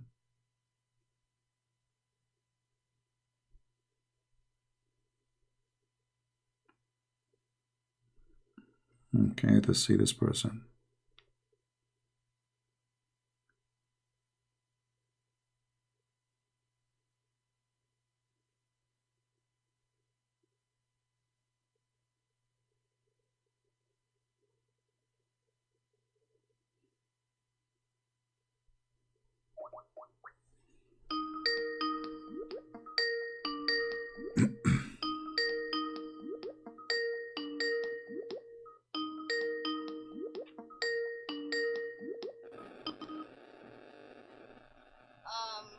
Hello? Hello? Yes. I just want to thank you for all your... But also, I want to ask, is it possible to do an episode explaining all the basics of Islam? Because I just only started watching you for 1 year, and it takes a lot of time to understand what is a tafsir and who is all the characters in the hadith and all that. Okay. Well, when you say the basic, you mean like what Muslims believe, or you mean what do you mean exactly? Like the belief, or how what the Muslims they depend on? Yeah, because like I talk to some Muslims, and then they'll say things like, oh, I listen to I only read stuff like from Abu Huraira, and I don't know what I know he's like one of the people who recite in the hadith, but I don't know like anything else. Well, let us do this. Next time I go live on air, and the topic is about Islam, call me. I will make an exception because this will be helpful for everybody.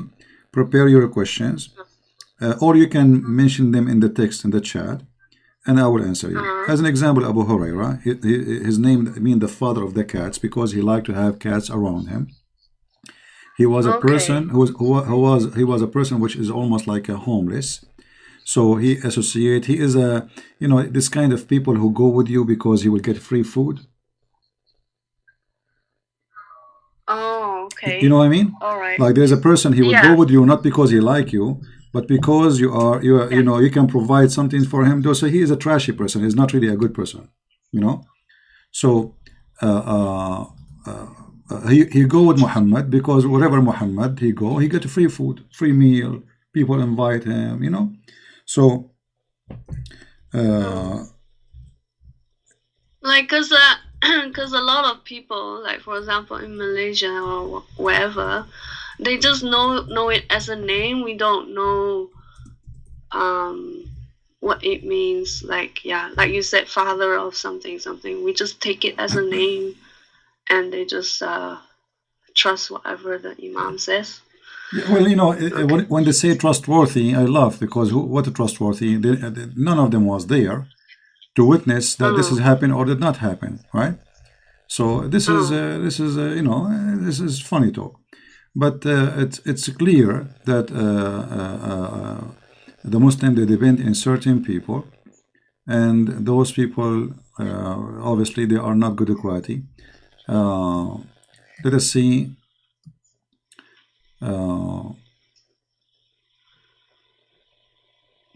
I will try to find some reference, And if you have a person who wanna talk, who wanna talk to me from the Muslims, he can call me too. He can And call get me. them to call you. Yeah, they can call me. Okay. Yeah. I actually always I welcome Muslims to call me. But anyway, when the Muslim they say Abu Huraira, okay, who is Abu Huraira? Maybe even he doesn't exist. How they knew that he exists? Because somebody he said from, but none of those from we saw them. And the hadith is a book written 300 years after, or about 300 years after Muhammad.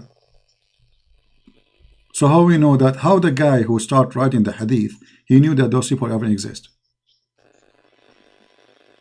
Okay, so like just basically question them. No, I mean when they say that we learn hadith, we accept hadith from such a person. Okay, you accept him by what? Well, do you know him? Did you see him? Have you ever met him? Who is this guy? Even you don't know his name. Abu Huraira is the father of the cats. How you can even accept such a name?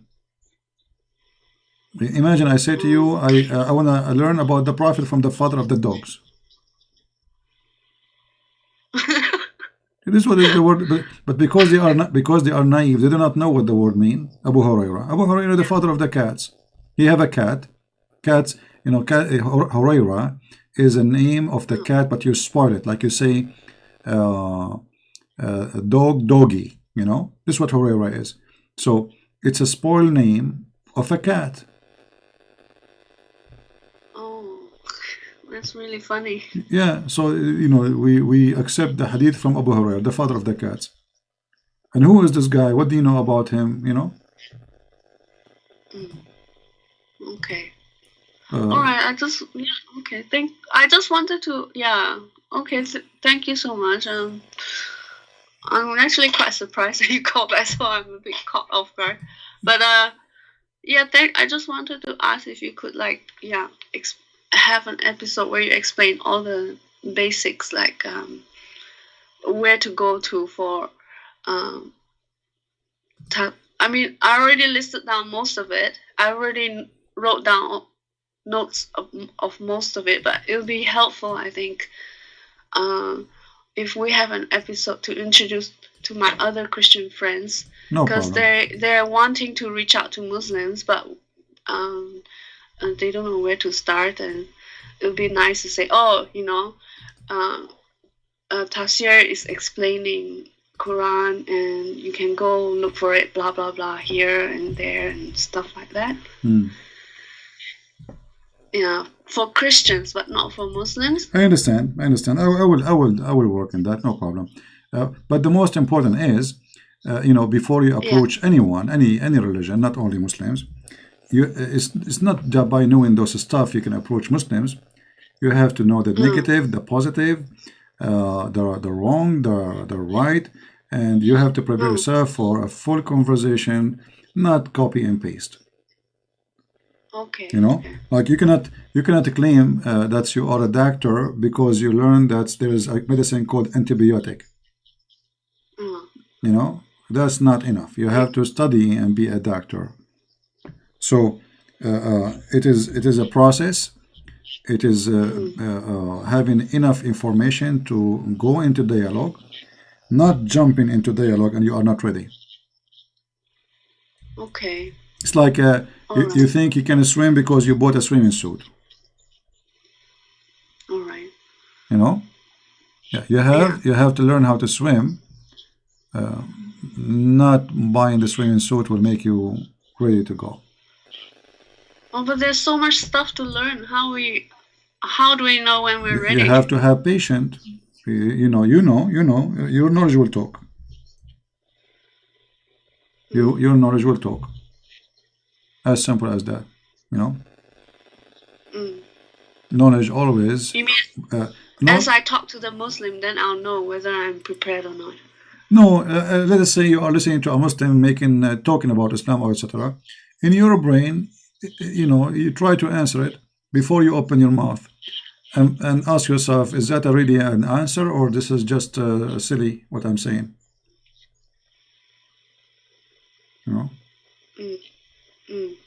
Yeah. Okay. So we going in debating people and you don't have knowledge can be a problem, because you will lose. You know, first you will say things which is not right, and they will use it against you. Yeah. Especially it's about religion. It's not about something, you know, that's religion. You have to be ready before you open your mouth. Yeah. Okay, I'll study more. Listen, I have tons of videos. I mean, listen to them, read them. I have my, you're Indonesian, right? I have my book, Qur'an and Science in Depth, and translated to Indonesian. Read it. It's for free. Okay, all right. Thank you so much. You're welcome. Take care. All right. Cool. Thank you. All right, let's see. There's one person more want to call.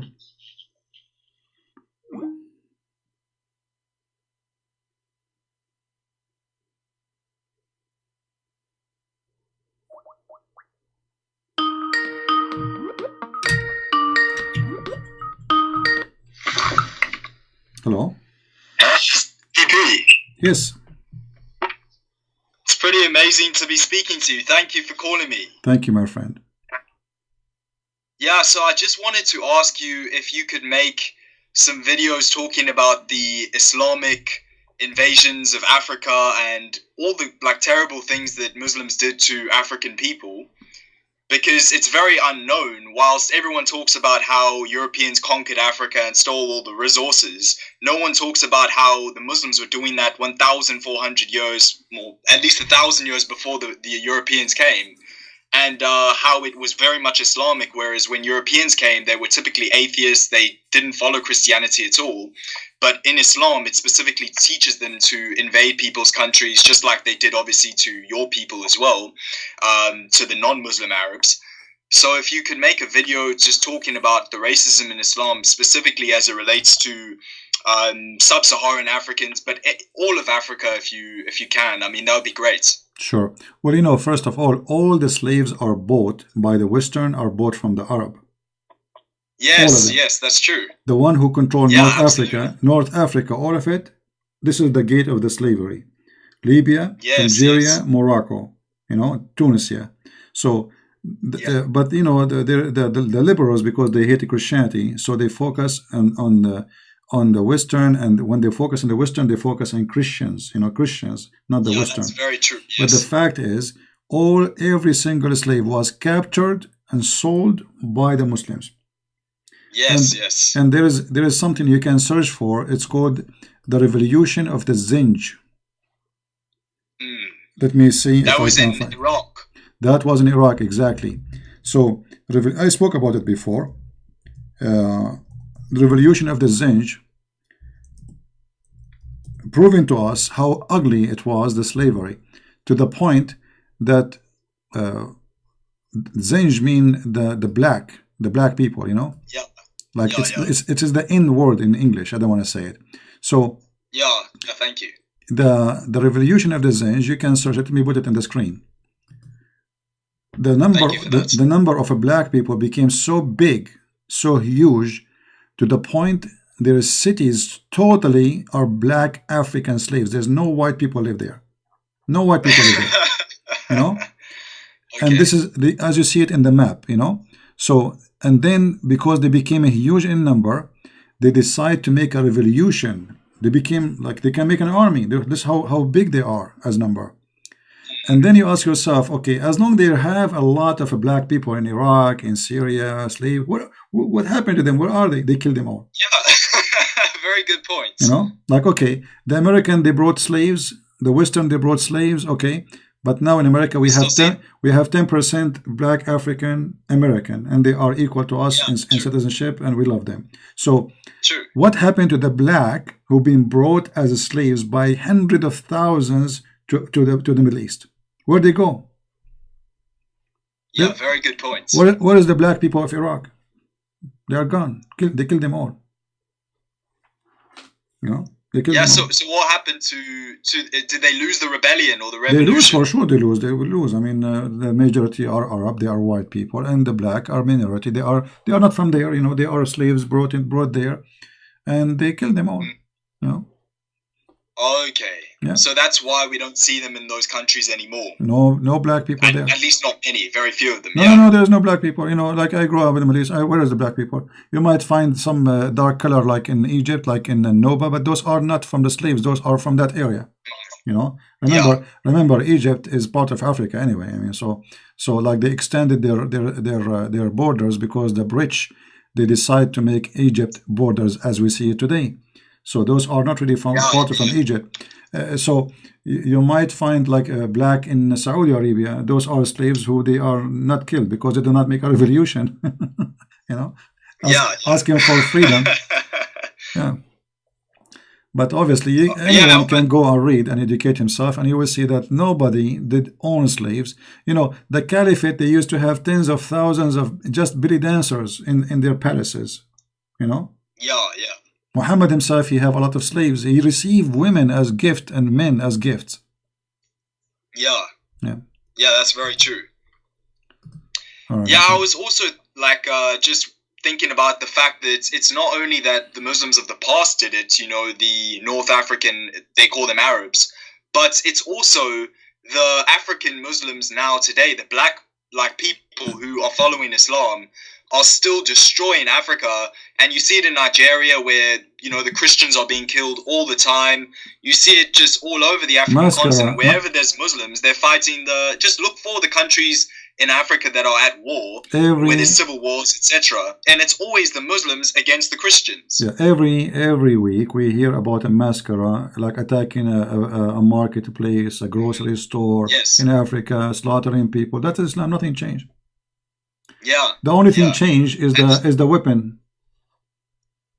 Yeah, now they use their car bombs and stuff, whereas before they had to use swords. But it's the same thing. And it's quite sad because, you know, these people, sometimes the African Muslims, they have got this superiority thing, just like the rest of the Muslims, where they think that they are superior because they maybe have 1% Arab DNA or something, but they look like a black person to everybody else. Islam is a religion of supremacists. You know, they think they are higher than the Quran says that. You know, the Quran says that the non-Muslims are najis, filthy, and Muslims are you know, they are clean.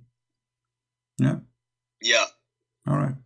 Well, my friend, so thank you for that. And could I just say one other thing? If you could please make a video not only on the racism in Islam, especially to black people and just to Africans, and just the supremacy, like, you know, they even invaded the other Middle Easterners and did the worst things in the world to the Middle Easterners who were not Muslims, especially the Christian Middle Easterners.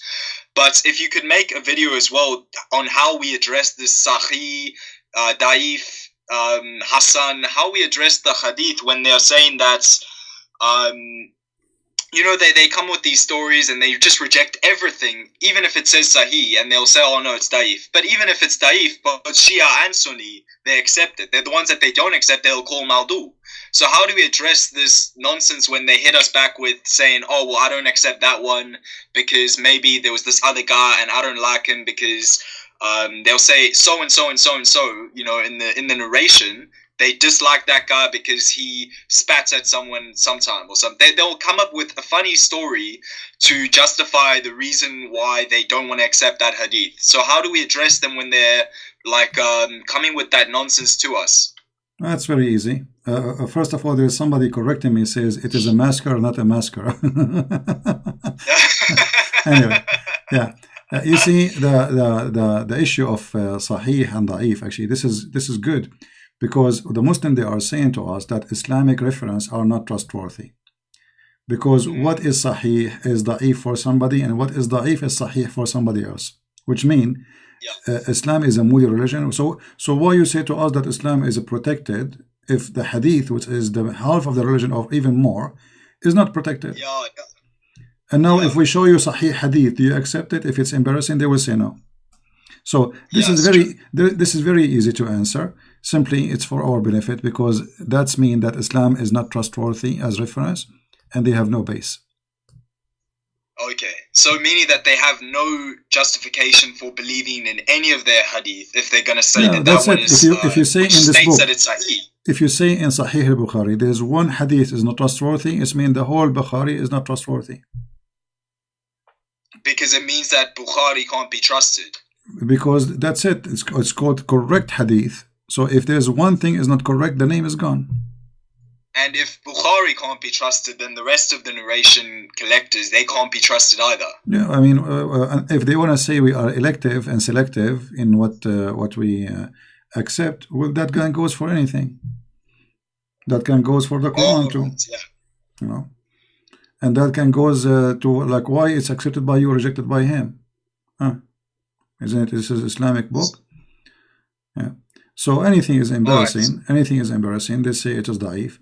And there is a video by Sheikh Yusuf. I think Sheikh what? I forgot his name. He said that da'if hadith is a da'if argument. You know? Yeah, I think you posted that video once. It was Hamza Yusuf. Hamza Yusuf, yeah. So da'if argument because simply it's stupid because the second you say da'if, it means accepted. It's not rejected. That's why it's called da'if. There's da'if. And is there's da'if and there's rejected, which means is not listed in the book anymore. That's it. The second you say is da'if, it have a rank. Yeah, you're right. And so is there any way we can come back at the Shia with that when they begin claiming that it's da'if, no, it's the not Shia, accepted? The Shia, they have the same as Sunni. They have Sahih Hadith books like Al-Kafi and etc. You know, they have the same as Al-Bukhari, but different names. But the Shia they play games the same as the Sunni. So let us say you have to live with it. You know, play the game they play. You know, you have to play their game. So tell them like, okay, so what book you accept, which hadith you accept, which hadith you refuse. Yes. So and then okay. But try always to make the Muslim as an example. There was a hadith about gays in the house of the Prophet. You know? And if I read the hadith, the Muslim, they will reject it. They will say you're a liar. That's not true. So I said, I said, okay, the Prophet, he's a very hateful for the gays, etc. And I'm waiting for a Muslim to quote that hadith for me, you know. So a Muslim, he's very well known. His name is he's a stupid. His name is a Wadi. He write articles in answering Islam, answering Christianity. Anyway, this guy he got excited. He took the microphone. Oh, yeah, I've seen that website. It's so stupid, and it really annoys me that Google always brings it up. If you ever search anything, Google clearly is favoring the Mohammedans, and they'll bring them up at the first top of the site. You know? Yeah, those guys. They ask the owner, the idiot who owned the website, who I smashed him easy, to take all the articles because they are full of mistakes. They themselves, the one who wrote the articles, they asked him to take it down because it's full of mistakes. Anyway. So this guy, he got excited. He said, Christian Prince, I'm going to get you busted. I said, well, how? You get me busted, man? You cannot. He said, okay, I will show you a hadith that the Prophet, he don't hate the gays. Okay, he said, show me. And I was saying to myself, please quote that hadith, you know. So he right away, he start reading the hadith. And when he arrived where it says that the gay was in the house of the Prophet, he hang up. You know? Because this is not what he want to quote for me, you know. But if I quote before he start, I said, okay, he start reading it. I said, is that the hadith number, etc.? He said, yes. I said, but this is da'if, isn't it? He said, no, this is sahih. This is sahih. You know. So if I say to him, if I say to him from the beginning, this is the sahih, he will say is da'if. You know. Yeah, but because, especially with you, because they know that you know their religion better than anybody has ever known the religion. So. The second they feel that I'm going to use it, they go in the defend mode. But now supposedly he is the one who chose it, he is the one who want to use it, and supposedly I am the one who trying to say no, it's not accepted. And said so. I said, but this is da'if, isn't it? He said, no, it's not da'if. Christian Prince, don't lie. It is sahih. It is sahih. I said, okay, sahih, guys, be my witness. It's sahih. Read it. Okay, read it to the end. Read it to the end. When he arrived to the end, he hung up. Yeah. This is how it works. Yeah, especially there was a Shia guy who called you, and it was about the rooster. He calls you, he wants to challenge you a little bit, and I think it was on Christmas or something last year, or maybe Christmas 2 years ago. But he calls you up, and he's a Shia. He's talking, we Shia, etc., etc. And at first he says he accepts Al-Kafi. And then he changes his mind, and then because you showed him the hadith saying that there was a rooster general or something hilarious like that. Yeah. And he was a Muslim rooster. Yeah. And he was a general, and then the guy just simply made it up. He made up a book reference. He made up a couple of book references just lying. Well, Do you remember that? well, I don't know. It's hard for me to remember. I mean, do you know how many Muslims I talked to in my life? Yeah, yeah. So for you might remember it. For And me, the thing is, so many of them are dishonest. So it's like you've got all these dishonest Abduls in your mind. 99% are dishonest, because this is the only way to defend Islam. Yeah, the only way to defend Islam is to deny, to go in denial, and to accuse me to be a liar. Yeah. In the best scenario, they accuse the scholars to be liars. And the scholar himself is a liar. Yeah. So basically, in terms of the hadith, when they try to say that, oh, it's not sahih, and then I won't accept it, etc., or even maybe they'll say it's maudu, it's a fabricated hadith, and they have no references. All they have is just one sheikh has said this, that it's supposedly a maudu hadith. How do we combat that again? Do we just say, okay, well, your religion, everyone is uncertain. This guy's saying it's sahih. The other one is saying that it's maudu. Let us do this. Why you want to focus in what they claim it is da'if? What about we focus in what they claim it is sahih? And that's it. The story is solved. So, if I say right now, the Prophet, he said that shaitan, he run and he start farting when he hear the adhan. Can a Muslim say this is weak? No, he cannot. Okay. So do you accept this one? It's very embarrassing. So, there's millions of things you can get them busted with what they call sahih already. Yeah, so true. They think they can save themselves by denying some stories, but there is stories enough to make Muhammad be the joker of the whole world, not only in a conversation. All right. Anyway, my friend, thank you very much for calling. Yeah. Anything else? We have to try trap them just like you trap them and say, okay, do you accept Sunan Abu Dawood? And do you accept it first? And then when they say yes, then we can show them the hadith. You don't debate a Muslim, you corner him. There's no debate. Yeah, okay. There is no debate. Because debate is between two people who they are honest. You say what you believe, I say what I believe. They don't do that. They practice taqiyya. Yeah, exactly. All right, thank you so much, Christian Prince, for calling me. That was, I'm shocked and amazed, and I'm very appreciative that you called me. You're doing great work, and I see Muslims leaving Islam every day, many of them acknowledging that Jesus is God. So thank you for that. Thank you, and we all appreciate it. You're working so hard. God bless you. Take care. All right, goodbye. Bye-bye. It's an honor for me to talk to all of you. I wish I can talk and more, but you get tired. And it's getting late here, and already we are here for how many hours? 4 hours.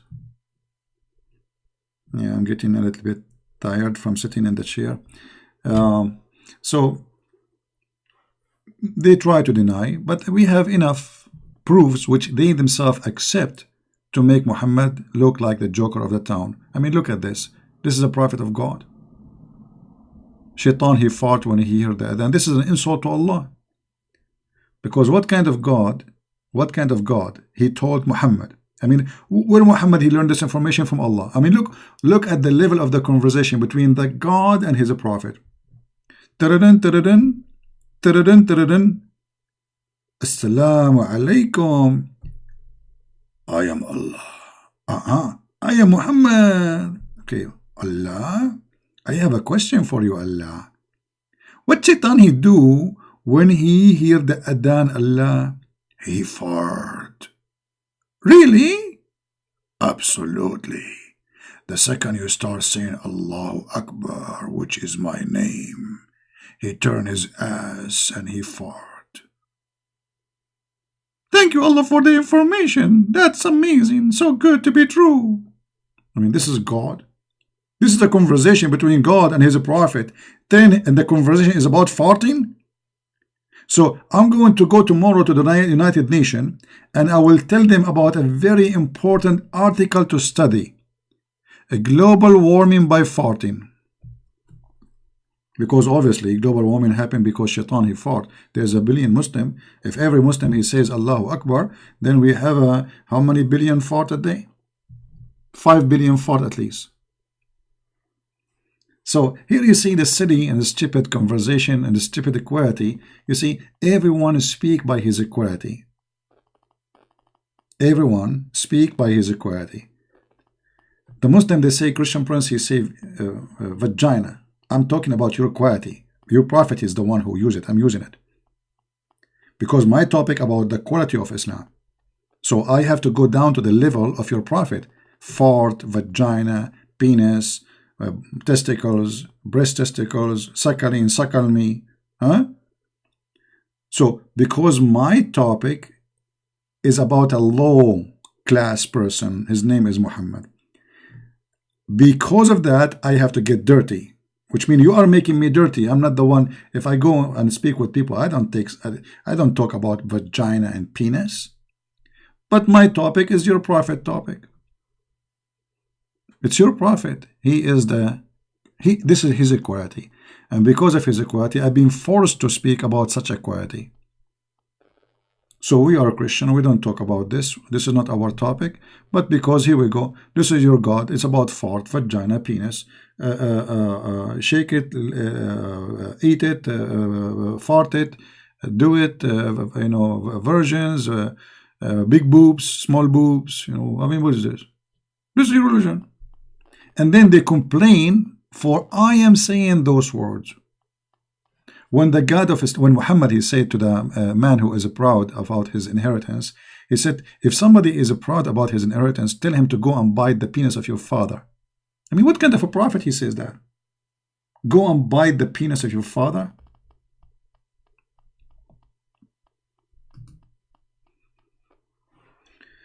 Garbage in, garbage out.